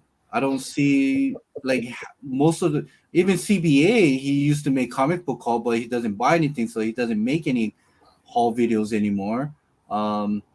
You know, yeah, you're right about comic books galore. He used to do videos. yeah. But I don't know if y'all remember that guy. He or not. died. He died off. He do it. I don't know what happened to him. But Hey, do you remember this one channel? I forgot what channel's name it was, but he made comic book videos, and his next video about a month later, he's complaining that he's not getting the views. It's a lot of I guys. don't know who it was. Then he goes off the grid. Then he comes back month later, make another video. And month later, it's like, okay, guys, I'm not getting the views that I want. Yeah. I think I saw that. Yeah. It's to me, it's like, okay, what was your end game to begin with when you started YouTube? Was it just for the sake of showing comic books, or you wanted to? Yeah, if it's to get views, you might want to do other content because comic book channels don't get a lot. 10,000 is a huge watch for a comic book channel. So if you want like mega views, go do something else with your YouTube time. I just totally like agree with Lord Tadman. comics, like, Yeah. Now, I think Tito has said this on our live on our group chat. Is like market and YouTube content creator all has changed after the COVID pandemic. So post pandemic, I see a lot of the YouTube content has changed to a point where, including you, David. yeah, including me and myself, yes. But I'm just doing it for the sake of not trying to be influencer, saying that this is the book. I mean, I don't do top 10. I don't do do market report and things like that. I just show books that in my collection that I thought was kind of cool to show off again and again and again and again. But a lot of the people have become branded. They're branding themselves. I think I bitched about this about last stream, is like how people every time they go live, they will talk about the market, they will talk about the news and dramas and thing, and they'll say, oh yeah, by the way, we're having an eBay live, we're doing a whatnot sale, and so on, so come in. They're like, Do you happen to know Sticky Goose gets revenue from YouTube? he does. No, I'm asking you. Do I you don't know because I don't get it. Okay. I'm sure he I mean, does. I mean, I don't know. With the volume of views, maybe, but I used to buy comics from him. There were a couple times he had auctions, and I always thought he was a nice guy. But then every now and then he kind of does these weird things, and then you go, "Why is he doing that?" But I think it's because he's just doing content. He's just trying to get views, and I think he's trying to go after revenue. That's Well, my Sticky Goose, I'm sure he's monetized. Like he's got a lot of See, that's my goal. I want to subscribers be and monetized. views. I want to be monetized. I want fucking be monetized. But guess what? Act like a jerk. Well, number I'm a jerk one. to begin with, but Act like a bigger jerk than you are, David. You got to be a bigger jerk than you are right now. but here's the thing. The thing is that don't I don't like the idea to be telling people what to get and what they should think. It's to I think I like to be like this very organic thing where we can But talk. technically, you are though. It goes But back how? to what Alex was talking about with Warren Buffett. You guys are saying he's not an influencer, but technically he is because people look at his portfolio. They see what he buys. So similarly, like you, when you do your little short box thing, people are looking at what you have. So you kind of are being an influencer, even though technically you're saying you're not. Okay, People but are looking influence. at what you own. But okay. I I would mean, okay. So That sounds yeah. let's say I am an influencer. Okay, hey, you know what, guys? This is a great book, a great Well, cover. you're not. I You know, know you're not saying that, but you your know, people are looking what you own. the interior of this book This is is going to be on my Whatnot channel. look. Yeah, like come to my whatnot show. Me and Joe will be. We're going to be selling these. We have about 1,000 copies. These are hot, so get them right now before you miss out on them. But YOLO. it's one thing you would never get from my channel is that during this live, I will never promote myself on my eBay page. I will never say that I will sell things. If I'm gonna do this, I'm gonna do separate on like Instagram posting and things like that. But other than that, I mean, I just want to talk. I just want to have us to get together and just talk about things and get our opinions and what our thoughts are. What and that's pretty much it. And if I get monetized, if I get enough hours, well, what the fuck happened to Alex? Did he just change scenery? Jeez. All right, but this is how it is, and I noticed that my views are going down, which is okay. I don't care. I'm just happy that 3 people are watching. You got to do top 10 videos, David. No, My top 10 slabs, my top 10 favorites. I really thought about doing this live show and have a content and have a slideshow and do like a subject to talk about. So I was thinking about making slides and do a like FOC, the next book. Here's the 5 covers that I thought it would be great. Here's the new releases book that will be coming out next week. Here's my 5 covers. Here's the new release that just released last week. And here I was thinking about doing that, but I was thinking, how would that my channel be different from other influence channels that are I think when you're watching YouTube, you not just only want to get information, you also want to get entertained. So Yeah, like well, what Joe is saying is if you're an asshole, it's kind of funny when we watch you. Like small in that doses. And whenever in you, that whenever same you vein, post your channel, you got to do stuff like in that same no, but in that do same it vein, like a thumbnail going. no, but Ron, what you're just discussing. No, but the reason, because you said that Sticky Goose, sometimes some of his stuff is like questionable. I already know that. His channel I watch purely for entertainment.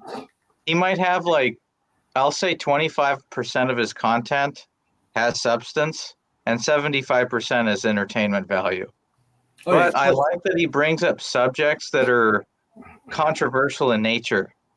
Lots of people don't like to talk about the stuff he talks about. And Like what? and he could be completely wrong about what he's talking about. But the fact that he's talking about it at all is what I like, because no one else So wants what is to that talk subject about it. that he is pretending to have this discussion with that nobody wants to talk about? What is it? It doesn't matter. His personality is the clickbait. Yeah. Yeah. No, And it's he, you're and asking for an kinda harps example? on big channels. I think too. Yes, He harps on big channels and he makes fun of them. And he'll it's, do them on the thumbnails. he'll do them on the like- Yeah. thumbnail and He'll talk It's about just- Swaggle Haas and Comic Tom and Gem Bryce Mint. Comics and stuff. Yeah. And one time he played like he was Bry from Bryce Comics. And he Yeah. put Nice guys. Nice Guys Comics, but you know who it is, And Did you see his recent thing? I think he was indirectly attacking Journo's comics. Well, He's like, what's a Yeah, I just flipper? see that. And he puts on the baseball cap and the chains, and He makes himself look like Journo. I was like, I okay. I gotta tell you, Chris lives like a couple hours away in Sacramento. And Journo's comics, he 7, 8 years ago, he was a certain type of personality. Now he's totally different. Yeah, I don't even recognize that guy anymore. yeah. No, I'm just saying. Watch We it's used to watch it. content. Yeah, we used to watch his stuff and haven't watched it in quite a while. It's hard. It's harder. Like it used to be pretty decent, but I haven't watched it in a very long time. Same here. Yeah, it's kind of hard to. Well, I can't. What? Explains a One lot. thing is, I can't watch Swagger Halls or Swagger House or Yeah, I can't. things like that. I can't watch him because he will bitch about one thing, but he will do exactly same what he bitched about, right? Okay, and when did he become a fucking comic book writer? I mean, and he's promoting his Kickstarter. That's just bullshit. Yeah, To me, it's like, yeah, okay, I understand you work for the entertainment world in that side where, yeah, you're editor, you're Is he? from Yeah. what I heard, yes, he's in the it is legitimate. Yeah, director, Yeah. producer, something. I he's don't know. directed something and produced Producer. a couple things, and yeah, he did one video with P Diddy with kids. No. He, you know what he pays for those people to come on. Tell him. Well, Hey. fucking wait, you think Sticky Goose has something that you want to talk about? Okay, let's talk about how he made video with P Diddy with kids. and was it Wesley Snipes? I can't watch Wesley this now. Snipes. Wesley somebody Snipes. had- Yeah. Yeah, Wesley Snipes. Yeah, But the thing is, David, okay, tell David about the thing you guys, because I was speculating that he probably he compensated him to come on the channel. no, I yeah. didn't know that you could do that. Wesley didn't Snipes know- did it out of a good charity of his kind heart. Well, I mean, Tell- he's also tell him- promoting tell David. Yeah, But but- what? Tell David he- about he that was app. promoting- He's gonna come and promote his new movie on our channel next week. No, Hazel Dan. Okay, tell David about the app that you told me about, where you could Oh. have actors, you pay them by the minute to come Yeah, on. Yes, yeah. So there's this. you can like pay for encounters. You can pay for encounters. Like, so you get online, you get on the website thing, and then you. like they'll do video chats, $20 to or $50 sometimes and- live, sometimes yeah. they'll do recorded Yeah. videos. My birthday's coming up, and I would like for you to do like some kind of presentation for her, or like say hi to her, or do something. And then you do on the live chat, and then they'll get on the live chat, and like they'll sing a song for you for your birthday, or they'll sing happy birthday to you. Or they'll do whatever, and you pay them $20 to $50 to $100 or whatever it costs. Isn't this what Rob Liefeld did back during the pandemic, where people would pay him to come on their show and he would do a little thing, do a little shout out, and He It's is possible. kind of a prostitute, isn't he? I mean, you pay him something, he'll do whatever, right? they said, I like watching hauls and people's favorite book. I would never take collective advice from people who started collecting because of the MCU. Well, thank you very much. I mean, I think all of us are pretty much pre-MCU. I think we started Yeah. way before the thing was done. I think so. I think so, yeah. And here's one thing I love about each one of you guys and the people that was in a group chat in Instagram is that everybody has a different way of collecting.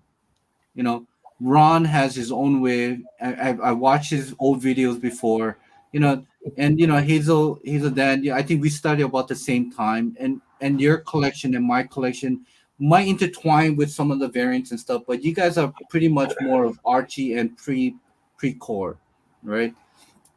And you guys have a own way of collecting as well too. And as for Alex, for you, you're off and on. You're just like more of an OCD guy that who Yeah. collects comic books. So you have, so everybody has a All different. over. It's all over the freaking place. Go man. on our tangents. It Yes. is all over Yeah, the place. so- Yeah. I like the mixed plates that we have instead of. Yeah. I can't. So one thing I can't do is watch a live stream or podcast that one. Let's say Ron is the host and we are the guests and we all agreeing on Ron. Yeah, you're right, Ron. I think that you're right. You know, I Yeah. like to have some disagreement. I think we have that here. You know. Yeah. You know. Yeah. And. Well, And like Ron was saying earlier, like, you know, we do videos and stuff, but not with like intentions of being like an influencer or anything like that. But like it does No. influence people. You know what I mean? In a kind of inadvertent kind of way, like you know, but I like the I think that like, but I don't influence the way that we don't really influence the way that others collect or anything. But like, if you If want it's an something, influence, it's gonna be like, oh, I didn't know that book book existed. existed, Now I might yeah, go. but it's not look like for you know, it. Like, yeah, but not to like just like it's not change like the way somebody collects. It's nothing this like book's that. gonna be hot. Like you need Yeah. to buy 20 of them. It's just like, you know, Well- that is a cool book and I've never seen that before, and I'm gonna be on the lookout for that and stuff like that. And Well, it's I'll not- tell you one thing, guys. Being an influencer is just keep that off your guys' record, because you guys Yeah. being in my live channel, you guys might actually have loose views or lose subscribers. and, just being in I this don't think panel we here, have more views than we already have. And I We thank you from we the had to bottom do of We my haven't had videos to- one new subscriber in 3 years. That's not true, but you know,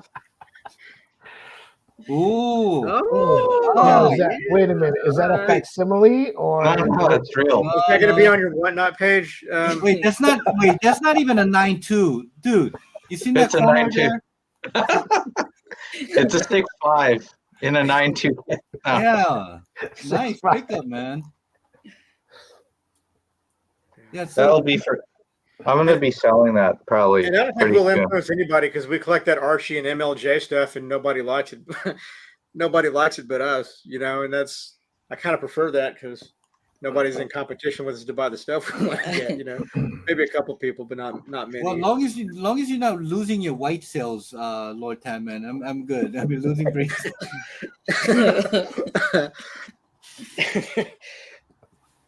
Yeah, I mean Lord Tanman. Wow, look at that. ooh. Is that a Yeah. newsstand? No, it's Then a it worth direct. nothing because newsstand is the one you want to get. Still 98. His newsstand's going to be on his whatnot channel later, so you can buy Yeah. it if you want it. We Who's have this a Mark signed by? Jewelers. Yeah, Yeah, who's we have a this Mark other- Jewelers. That is a nice George size. Perez, It's on George mine, Perez, eh? and Mark Wolfman. Wow. Nice. Isn't Yeah. both of them died? I don't know. I know George Perez, right? Yeah. I don't know Well, if Mark Wolfman died. He is pretty old though. I don't know. I mean, I think it's cool to have a yellow label on an artist or that passed away. Like Yeah, Marvin's still around. you I can got never this get book. George Perez. You can never get Neil Adams' signature, even though he's a dick. He's I not wish I a met bad, George he's not a Perez bad now. I guy. missed out on Alright. that guy. Why are you saying he's a dick? I think it was Got at him Emerald a City dick. Comic Con. Okay, I paid Neil Adams? I paid $750 for He's a little half moody. bust. Yeah, he's moody. He's not. He's a nice guy. Actually, I like him, but he's a little. Okay. He can be a little bit off-putting and Yeah, like. I just had good encounters with him. cheated Yeah, I out haven't had of a my bad one. photo op. He I just cheated. haven't had a out- good one either. He cheated out of my photo op because that's what I paid the $750 for. Oh. Is What to happened? get a commission piece. And I said, I would love to have a picture with you, sir. And he's like, yeah, well, you know what? Come back. When I'm done with this, we can take a picture with my wife. Okay. Hour later, because that's what he told me. Come back an hour later. I went there an hour later. Only the wife was there with my book ready for to be passed away. I said, oh, so where's Neil? He's like, oh, he went to the Johns. He should be back shortly. I waited for 15 goddamn minutes. With CGC's with witness whatever CGC whatever guy. Maybe he had prostate issues. You, He had to you take a know, you poop. should Give have him a took a break. picture with his wife. You had your chance, Dave, and you blew it. Yeah. No, because when I first went to his booth, I said, "Can I take a picture with you?" He said, "Oh, wait." He said, "First, he said, wait, let me work on this. You can come back within an hour, and we can take a picture." And when I got back there, 15 minutes, no.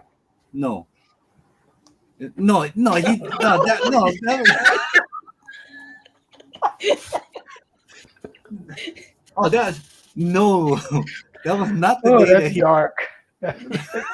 Nice. I'll be damned Okay. if I'll be damned because that'll be a book that I David, would you never- killed him. You killed him, David. Killed How do you feel? Shame on you, man. Yeah, I because never even put that I together. wanted to have a picture with him, knowing that he was a legend of his own during his era. He's a legend of his time. You know, He makes so much iconic covers. You know, he's the one that fought for. After he got for- back from the bathroom after being there for 15 or 20 minutes, would you really want to like? It'd be kind of weird anyway. You know, he's taking a poop. You know what? If he did come back within 15 minutes, his hand was wet. I think I would deal with that. I would just assume that he just washed his hand and forgot to dry them. Hey, you know what they say about assuming things? It makes an ass out of you and me. And me. That was such a bad. I mean, he fucking left us with false promises and until this bitter ending. My recollection of him is a guy that cheated me out of a fucking photo op with him.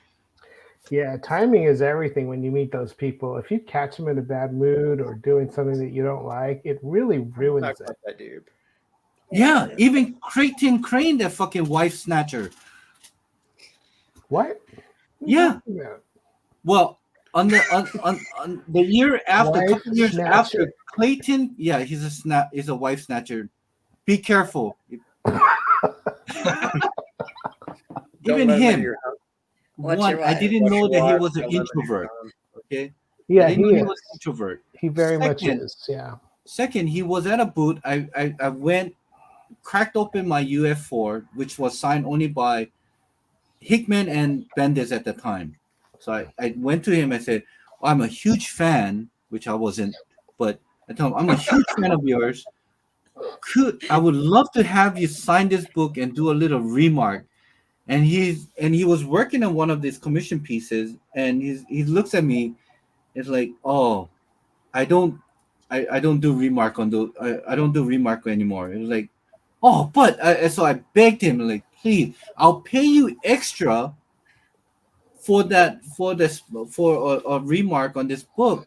You know, I would love. I've seen so much things that you have done, and I would love to have a small little. And he was doing a commission. He threw his pen down. He said, "No, I'm not gonna even sign it." I'm like, "What the fuck?" And then David grabbed his pen and started scribbling over the thing he was sketching. No, Here, so how about this? I looked at him and I go, "Oh, Improved your work, jackhole. yes."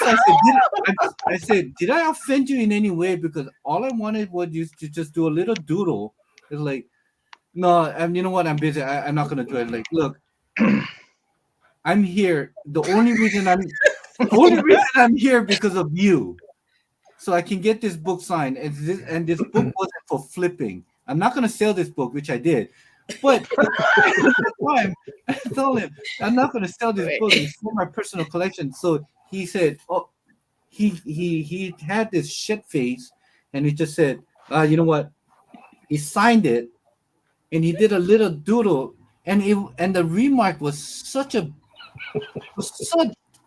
he did it so badly. Like, I wanted to say "fuck you," but I couldn't Wait, because I told him that I was his biggest fan. Well, then you're lying to him. So he sat there with tears in his eyes and looked at him, and so you harassed him, got the remark, and then are Well, complaining one, about it. you went to James Cable and did nothing but lie to his face. Well, Yeah. my whole approach would have been different if I knew that he was freaking introvert. You know, mine would have been a little bit more subtle in saying, "Hey, Crane, I'm a biggest fan. Hey, can you sign this book? And Come can up you with do a a little megaphone." remark?" And he's like, he looked at me. He's like, He was an introvert, but he was able to get someone's wife. How does that work? "Yeah, dude, the fuck is like a David Copperfield. Did you? That was that freaking the acetate gate. Someone you worked. Yeah, he was Yeah. living with the guy who owns Yeah, this comic shop. He He fucking took his worked wife in with him. collaboration with him on those Ultimate Fallout books too. Yeah, Yeah, no. Hmm. the Ultimate Fallout 4 acetate thing. Yeah, Yeah, then he went there and jacked his Yeah. wife. And yeah. You got He's been pounding her fucking ever since day one that he moved in there.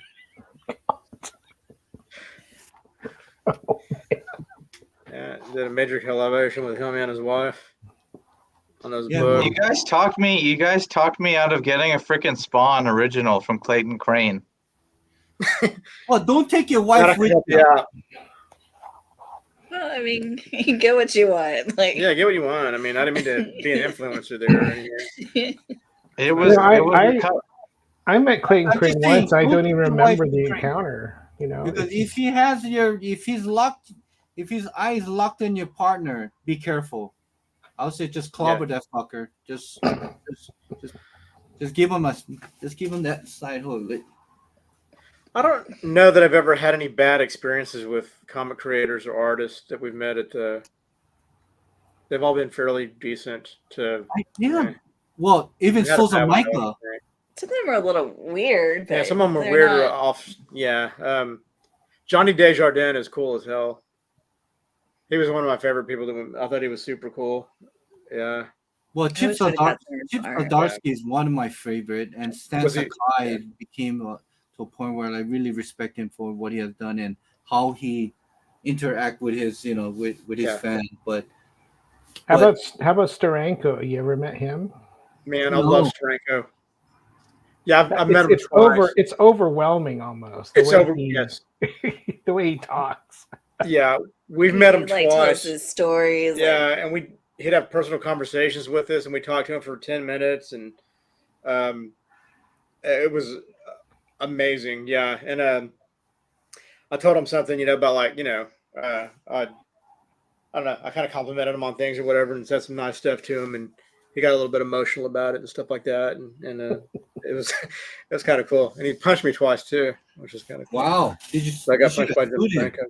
Pretty cool. He's got that powerful handshake. Oh my god. Yeah. It's painful. And from my understanding, he was a magician. And a boxer. He was a I know. stuntman. Yeah, he did all kinds of stuff. He's He's like got- a stuntman, and he almost died from one of his stunts. He was telling the story about it, and it was like I saw in his Q&A, and and it he's was, got some amazing stories. Like, it turned into like a fireball. He almost died and stuff like that. Yeah, it was. Well, I don't know how you. I mean, I met with Souza Micah at Emerald City Comic Con, and she's a bitch. That's unfortunate. That's really No, because it was almost to a time. I think it was around 3:30. She was working on a commission. I had a UF4 blanks, facsimile. I told him, "Can you draw a Spider-Man?" Of course, Spider-Man. He's like, "Can you do a little sketch of Spider-Man?" She's like,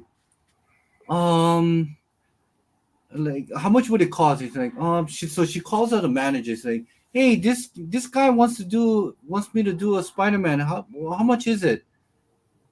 And he kind of leans over to her ear and she said, 500. Like, I said, 500 just for a Spider-Man?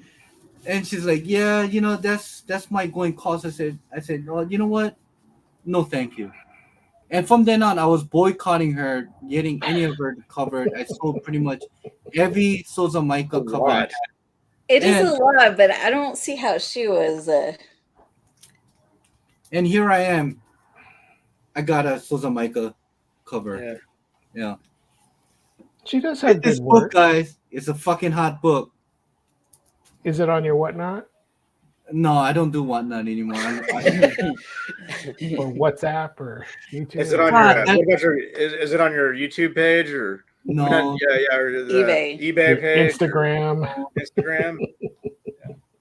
I don't know about selling my comic books anymore. 500. That's a lot, man. That is a lot. We Rose pay- Besh Yeah, but charges a lot for her. we got a Steranko original. commissions. Yeah, we got a Captain America Steranko. We paid a lot. We paid a lot for it.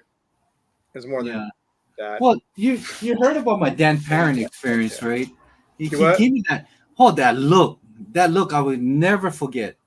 Yeah. Can you do a sketch for me and my friends? And he's like, "Oh yeah, what do you want? Can you do Spider-Man?" What are you doing?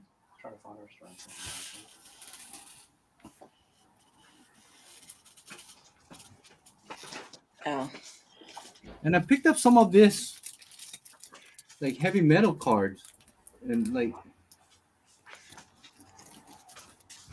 Yeah. We got this from him, from Steranko. oh, is that Frankenstein? no. Cap. You gotta. Oh, it's a cap. Oh, Yeah. Oh, It's I love it. Steranko. Oh, that's a There you beauty. Yeah. Wait, hold on. Let me follow you up. Oh, that's nice. Yeah. Oh, cool. They got the Statue of Liberty there. That's kind of cool. Yeah. Wow. It's Oh got yeah, I the, didn't even notice that. With jet. Yeah. That's why Yeah. It's he had got a the. couple that were similar, It's but I got like really the like jets. the, Yeah, you can see like the jets like flying the negative space. negative space and stuff like that. Yeah. Oh, that is dope. How much Yeah. you pay for that, if you don't mind me asking? It was it 1,000 or It something? was over 1,000. 15? There's like 1,300. 1,300. Yeah, about See? 1,300. Yeah. But The first time we saw him, we were going to get something and we didn't get an original art piece. And I was like, man, we I don't should know have. that we were planning on getting something the first time No, we but saw him. after we but left, it was like, man, we we should. regretted not getting anything. We read it for years. So I was like, if we ever see him again, I'm going to get something. And so we. But Nick Fury. Yeah. But Yeah, he had like the Nick Fury still. Yeah. And he had some stuff he did, like he had some Batman stuff that he had there, and the Batman stuff was really good. yeah, and he had like a big shield thing that he was working on too, and it was like one of those 11x17, like it was pretty good size, and it was like thousands of dollars, like I think it was like 10,000 or I don't yeah, it was remember like what over it 10 was. to 15,000, something like that, and I think that type I was of like, man, art. That type of art, I can understand the being paying for that price, $1,200 to $1,300. Yeah. I mean, plus, he's a legend, you know, detail- Franco, and Yeah. he- but quite paying the amazing $500 for fucking Spider-Man head from Susan Yeah. Michael, and like, no, yeah, no, I'm sorry. Like even Audie Granoff did a little freaking remark on my Hulk book for absolutely no fee. Yeah. Yeah. Those are the best when they do a little doodle or sketch for you and they Yeah. don't charge you anything. Those are Even really Chip Zdarsky on my Daredevil book, he did a little Daredevil, head with silver ink for no charge. Mhm. do you have it with you? Yeah, but it's in my CGC. I don't want to. I Okay, don't want to go through that, but it's a small little Daredevil with Yeah. silver ink. He signed it, and those kind of things just bring my memory. But like Susan Michael, Neil Adam, yeah. who else was there? That I had really bad time with. God, I can't remember his name. That might be a good thing. Yeah. I don't know. I think it was right. At the time, I really wanted to. We should have got him. I know. Even Jason Latour, he was pretty good. Giving Yeah. out sketch. He's nice. Jim Lee's expensive. Yeah. Huh? Jim Lee's expensive. Oh, fuck Jim Lee. I You had a mean, bad experience with him too. Jesus, he fucking charges what, $100-something for signature? Yeah, I don't care about Jim Lee. No, I have so much Jim Lee stuff, and it's like, Yeah. what's the point in me meeting the guy at this point? It's like I don't care. The only I met him artist back in the day. It was pretty good. But I wouldn't want to like. But we didn't pay 100. We didn't pay 100. Yeah, it was different. Like, yeah, it was. No, and the thing is that you have to pay extra. Like, you right? have to buy a Jim Lee experience. Right. Yeah. I'm like, what the fuck? It's like, and he's not even in the artist alley. He's fucking in another room in a whole different building. in a different Yeah. place. It's like, no, Yeah. you're not that fucking hot. Well, we met Frank Miller, and we had to pay You're Like- lagging, Joe. Frank Miller experience thing too. That was worth it. Albert, and it was like there was only like 40 people or something.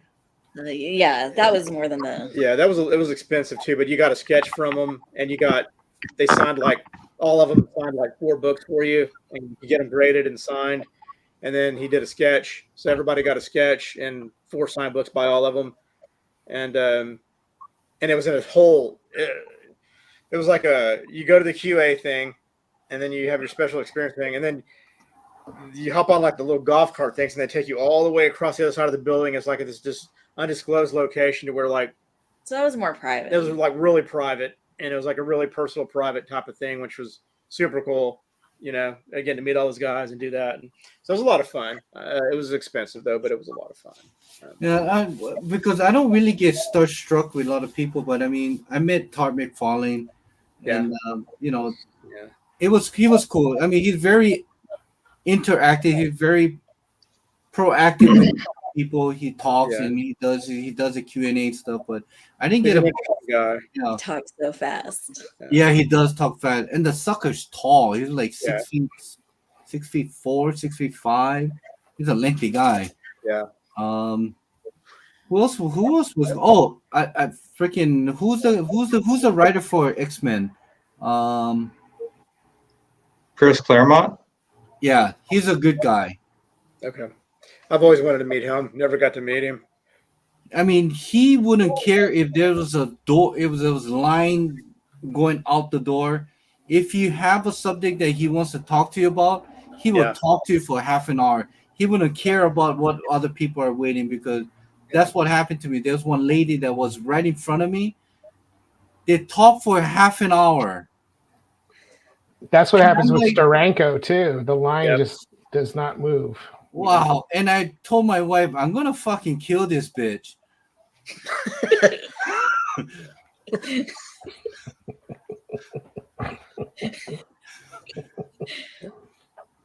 Well, the alternative is like what they did with Stan Lee. It's like you go one after Yeah, I another, mean- you meet him for like 2 seconds and you're done. I mean, which would you rather have? Yeah, it's true, but I feel bad for Stanley, the way he went and how they treated him is.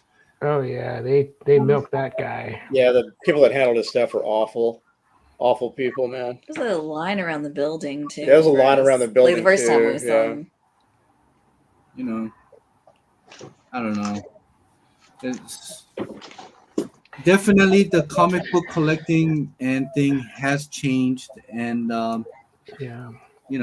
I don't know. I going back to what Lord Tapman is saying is that I'm kind of getting drained to a point where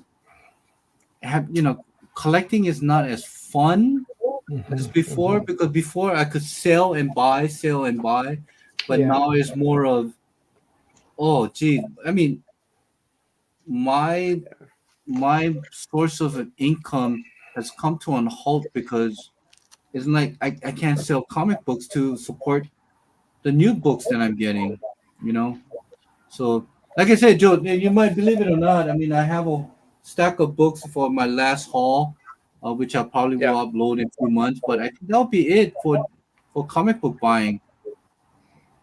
Okay. I'm done altogether. No, you're not. I'm done. Seriously. Me too. No, but I I'm gonna really buy am. 1,000 more books and then I'm done. No, but seriously done. though, David, I am done. No, 1,000. I have to watch my income buying things for my new home. So that's my Yeah. new motivation is. We're supposed to be doing that, but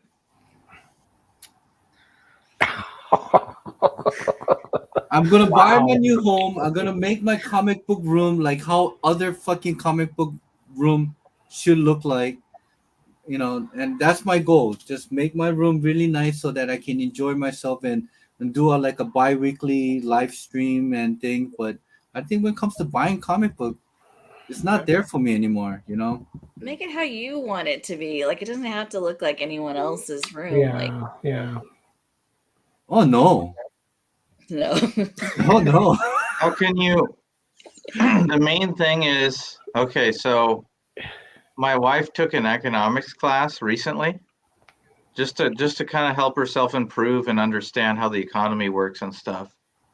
And she was telling me that one of the concepts that they covered, just on a smaller scale, like for the everyday consumer or purchaser, one of the concepts was that your purchases are purposeful. Whatever you're buying, you've given serious thought to, and it's going to add value in your life in a deeper way than just superficially. Like if you did, like when way at the beginning, when I came back into the hobby, I'll say at 2016, 2017, when I came back in, I started buying like a bunch of cover buys, and That's the best that was. type of buy you can do. But the thing is, I didn't like any of the books. It was just like, oh, this is cool. There was no serious thought given to that purchase. It's just you Like saw a it, you shot of bought it. crack, like Yeah, high, it's stupid. back down. No, but so the main thing I'll say this, just as like a nice nugget of advice, and no one's going to listen to me anyways, but I'm Wait, going to hold say on. it. Let me solo you out. So here is Alex. Yes, Alex, you have a this is my grand gesture to everyone. No, but what I'm saying is, if you're going to purchase something, just think about it. Is it going to be something that is only going to satisfy you in that moment, or is it going to be something that's going to add value over an extended period of time? I'm gonna Like if you stop you want, right there. I'm gonna stop you right there. go ahead. When it comes to comic book collecting, I don't. It's a good buy, and we always think that it's gonna add value to our lives or to our Value in the sense not just monetary. Value in the sense that you are able to look at it each day. Not you got boxes behind you. We've got a lot of boxes like that too. You got thousands of dollars of books that you never see. Yeah, you took that one out, but I'm saying, how many books do you have in a box that you never look at? Do you look at all of your books every single day? I do random pulls, so yes, I pretty much. I have over 213 random pulls right now. So you would be okay, you'd be the exception then. But I'm saying lots of people have. Sometimes I think about it. I say I have a $5,000 book that I never look at. I haven't seen it in like 8 months. That's kind of stupid. Yeah. It doesn't make sense, right? It's a Hey, great. Alex, I feel like you should be. I feel like you should have like a pipe with tobacco. You're in your rocking chair. You're giving your young bits of advice. I feel like you should have a smoking pipe in your hand. There No, while but you we rock. get what you're saying, but I think when it comes Look. to collecting, especially in this hobby, it's more emotional purchase. Look, you told me what you're looking at a house, right? Yes. That's going to give you satisfaction and happiness. Dude, Both for fuck, you. man, I'm paying over $600,000 for a play. Of course, I gotta have some values on But it. here's the thing. Buying a $3 book. I mean, it's a whole There are different people out market. there. There are people out there that will never accomplish that because they're too focused on the shallow experiences of purchasing something quickly. If you're able to focus and see like your long-term vision, I see a nice house. I want to be in a nice home, be able to have space. My wife and I can enjoy ourselves. We have a nice kitchen. We can eat. That's like something that's lifelong. Like, wow, I can go into my place and feel good about it. Or you can be in a box with 500,000 comic, surrounding you, piling around you. I don't know if that's like happiness. It might be some people's That one you happiness. need to talk to Don, the comic collector, because he has over 40,000 comic books that he fucking wants to show that. But I mean, that's his own thing. But You mean Don the comic book junkie? yeah, the comic book junkie. He just uploaded a video that he's very, very happy with his 40 freaking thousand comic books. Comics? Yeah. In on in It a gives long me box anxiety it to never look at that shows. Yeah. To me, it's like I can't even But, you fathom know, having 10,000 books in my. that's what he likes. Yeah, that's what he likes. Yeah. No, but Joe, I'm just gonna be a devil's advocate. Is to a point. I'd where get this rid of is- 90% of this our side stuff. of me is talking like, okay, I'm gonna buy a new home. I'm gonna be happy. I'm gonna have a space to do my comic book room and so and so. But here's the downfall. Here's my stress side of it. I have to come up with at least about $5,000 each month. That's stressful. Mm-hmm. And I have to think about long term where I have to keep the property intact. So that's going to be average about $1,500 each month that I probably will have to input into the house just to keep it maintained, right? Yeah, but Second, you're not subject to the whims of the rental market. If you got your own place, it's your show. yeah, I understand, but this is my way of thinking. Okay, I need to come up with $5,000 each month. I have to make sure that I have at least about 2 to 3 thousand end of the year just to see what type of upgrade or just to keep the house in the condition that I bought it for. Third is the value. If the value of the house, is it going to crash? Is it going to go up? So and so. And the thing is that I'm 55. I'm going to do a 30-year lease mortgage. That's going to be to a point where I don't think I'm going to live up to 90 something for me to enjoy this home. You know, this is all the good stuff are good, and that's why we're buying it. But at the same time, there is a stress part of making the payment so that I don't lose the house that I built so much for. You know, Mm-hmm. You know so what's weird about you? What's weird about you bringing this up right now is that when we first started, the four of us, five of us rather, talking, you had comic Martian Hunter on. What is the name? Martian David. comic. Yeah. He was talking about how his house, he could not get insurance for that anymore. That is a big movement now in California in particular. There are insurance companies that are not going to insure your house anymore, like Allstate, State Farm, American National, or something like that. yeah, what's up with that? Because, well, with Should be a natural disaster. David's issue is it was with the fires, the trees near his Oh. homes, his fire hazard. So in the nicer hills here in California, there's a lot of trees there, like in Oakland Hills. Those are risks for fires. So when you have to get your house, David, you might want to see if you can get it insured, because you might have to, self-insure it, which is risky.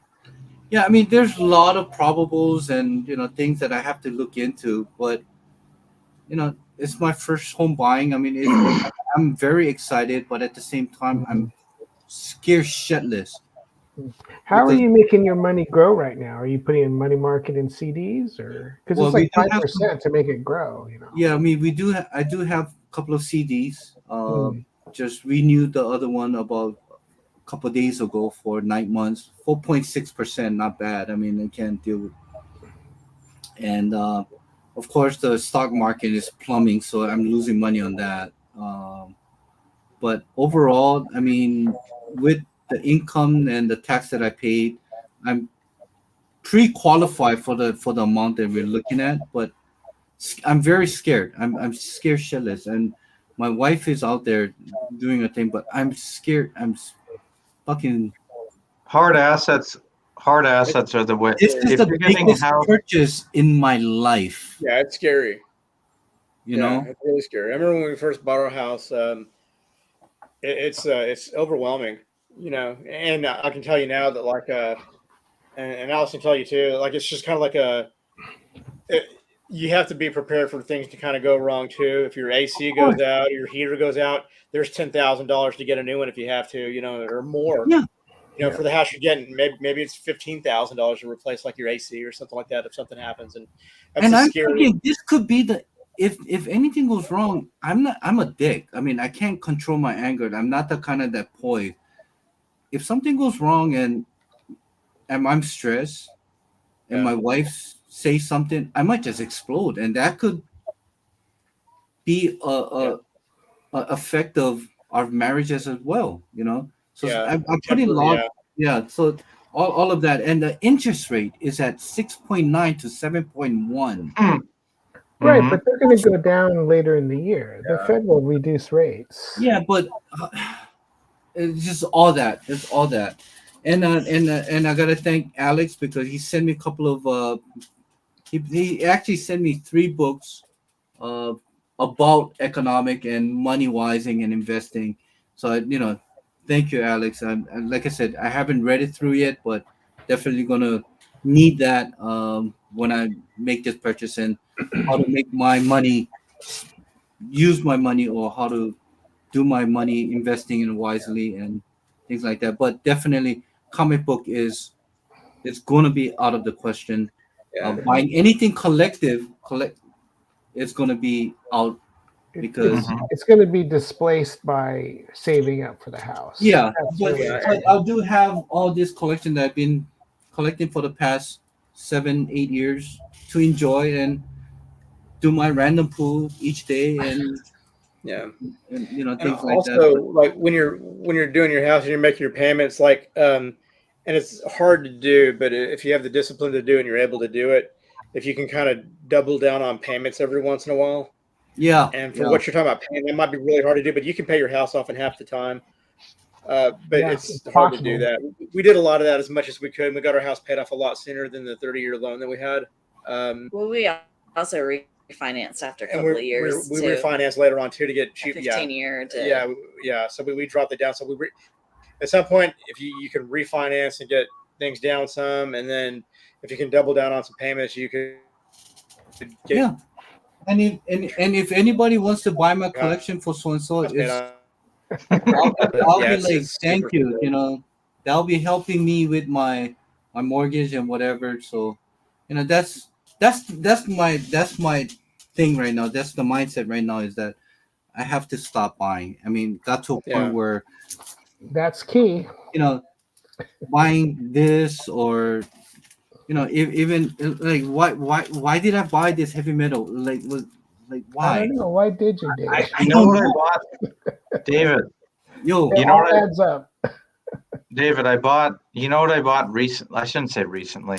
It was like, well, yeah, it's recently. It was like three months ago. okay. Three months ago, I bought a barbecue.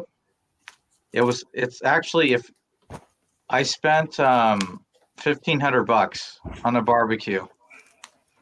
But and then people say, "Wow, that's like really expensive," because most barbecues you get like maybe $200 or $300, like a basic like a charbroil or whatever, like the brand. There's like just the economical brand, And the reason I did it was because this thing, it's a different type of purchase. And it was about what I was talking about before. There's a point to all this shit. You're like, what does barbecue have to do with anything? I'm going to get to that. So the price was $1,500, and people will look at that and think that's ridiculous. You could get one for $300 or $400. The thing is, this is a lifetime product, and it's guaranteed, and they've been around for 80 years. So I bought this high-end barbecue, and now I'm not eating out anymore because I used to spend about, anywhere from $80 to $150 every single time I went out. And sometimes I'd go out 4 times a week. So you're talking about $600 in a week. Mm-hmm. You multiply that, couple grand. That's the barbecue. Now I'm making fresh food on a barbecue, and I'm buying groceries at the store. So I'm not spending thousands on takeout. So now I get to keep that money and enjoy the barbecue and be with my friends and family. And we're all gathered around. It's a socialized event. And there's many benefits. To me, there's more happiness that's generated out of that purchase than going out and, eating Taco Bell for $50, because that's what it is now. What? I'm kind of exaggerating. What I'm the hell do you exaggerating, buy at Taco Bell to have fucking paid $50? Now, look at Seriously, me done. you Really? cannot. It could be done. I'm sorry. It's been years that I went to Taco Bell, so I was I'm like serious. confounded. I'm half joking, but I'm not joking, because It's if you expensive. go, Yeah, if you go, it's $30 minimum for 2 Yeah. people. it is. Well, It's stupid, dude. if I you think guys, I think the real question though is, can we all come over to your place and can you make us barbecue baby back ribs? Yeah, That's Yeah. the real question. I was looking at a recipe. It's so good. Yeah, see everything what No, what Alex just said, this is what I got. You want to buy more comic books? Invest in a good grill. yeah. You'll save money. I You will think what, seriously save money. It's life changing. I think just to be Get more real. purposeful. See how with simple your- I think? This is the simplicity No, of like it's- when somebody tells me this, give me a good advice. I'm thinking, oh, I need to buy an expensive grill so I can buy more comic books. No. It's just to be more purposeful with your budget. Yeah, no, I high get it. quality shit. I get it. I mean, By this time, those 3 months, I think I've more than paid for it. I think I paid that thing off like 3 times, probably. yeah, that's Easily. why you bought that freaking FF48 and that DC Presents 9.8. I've had that for years now, those books. Oh, okay. I thought that was a recent purchase. No. Yeah, Bought that's it for been, months. I've had that for probably 5 years now, those books. Those are great books. I would wait. I would hold on to that. I might be wait for the selling them. movie. I would Wait wait for the movie until to come out. I would wait for the DC Presents until they come up with the cast. They have cast for that Teen Titans. And as for the FF48, I would wait until I'm just that first trailer comes out. But they already destroyed FF. Doing They Rebel. made they have the female Silver Surfer, and it's everything's Yeah, screwed up. but if you really follow that character, she dies in the next issue.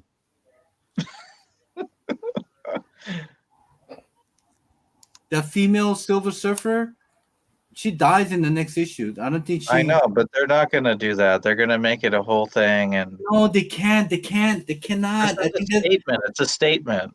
they're probably going to use her to introduce the real Silver Surfer. I The don't real guy. know, the real guy. What's his name? Forgot the character. Norman name. Rad. Nolan Rad. Yes. Is that real? I don't And Yeah, then barbecue, Yvonne, that David. if you want to get rid of that Galactus, Our bus- internet went out for a second. Yeah, no, but I was saying that Galactus bus above Yvonne's. If you want to flip it, Yeah. I would flip it when that trailer comes and they show Galactus. Yeah, the box is broken. It's okay. Yeah. It's the best way I know how to put it. I'm telling you, this FOMO thing is a pain in the ass, and I'm sticking to it that I'm not gonna buy any more comic books anymore. But I'll have that on my whatnot. It'll be on my whatnot page. And then you can get your wanna- barbecue grill. Well, And then I'm going to sell that well, and I get a think grill. that's one thing Keep is like getting definitely I'm rebel. gonna buy a grill when I buy a house. I think that's a year after I get the house. I'm hungry for some barbecue right now. I would like to. I think that's our cue. Barbecue is the last thought of the day for today. I have an open house appointment that I have to be there in 15 minutes, so I gotta cut this short. And Joe, Yeah, I'm Yvonne, Ron, Alex, thank you for always being here. And Tito, thank you for coming in for a few months. And I do apologize for taking your spotlight, taking your story, and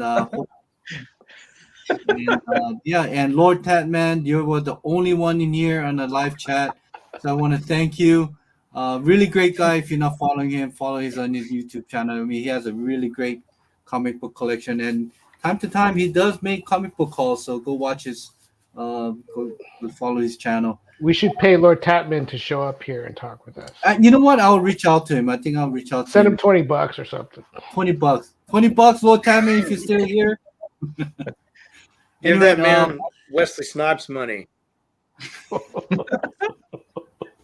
him on here. So in 2 weeks, guys, we'll do this again. Sounds good. All right. So I think that will be May something.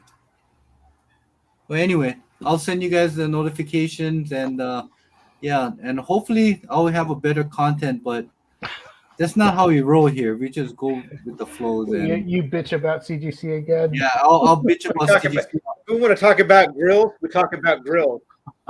Yeah. If we want to talk about the What housing comic market, we book talk about the talk about housing grills? market, damn it. Next one we'll talk about. We do what we talk want about to do. Sticky Goose. Not grills. Grills. Grills. We'll talk about Sticky Goose's grill. Yeah. Let's grill. Let's grill. What's your Sticky favorite Goose. grill? Grill, right, guys. not grill.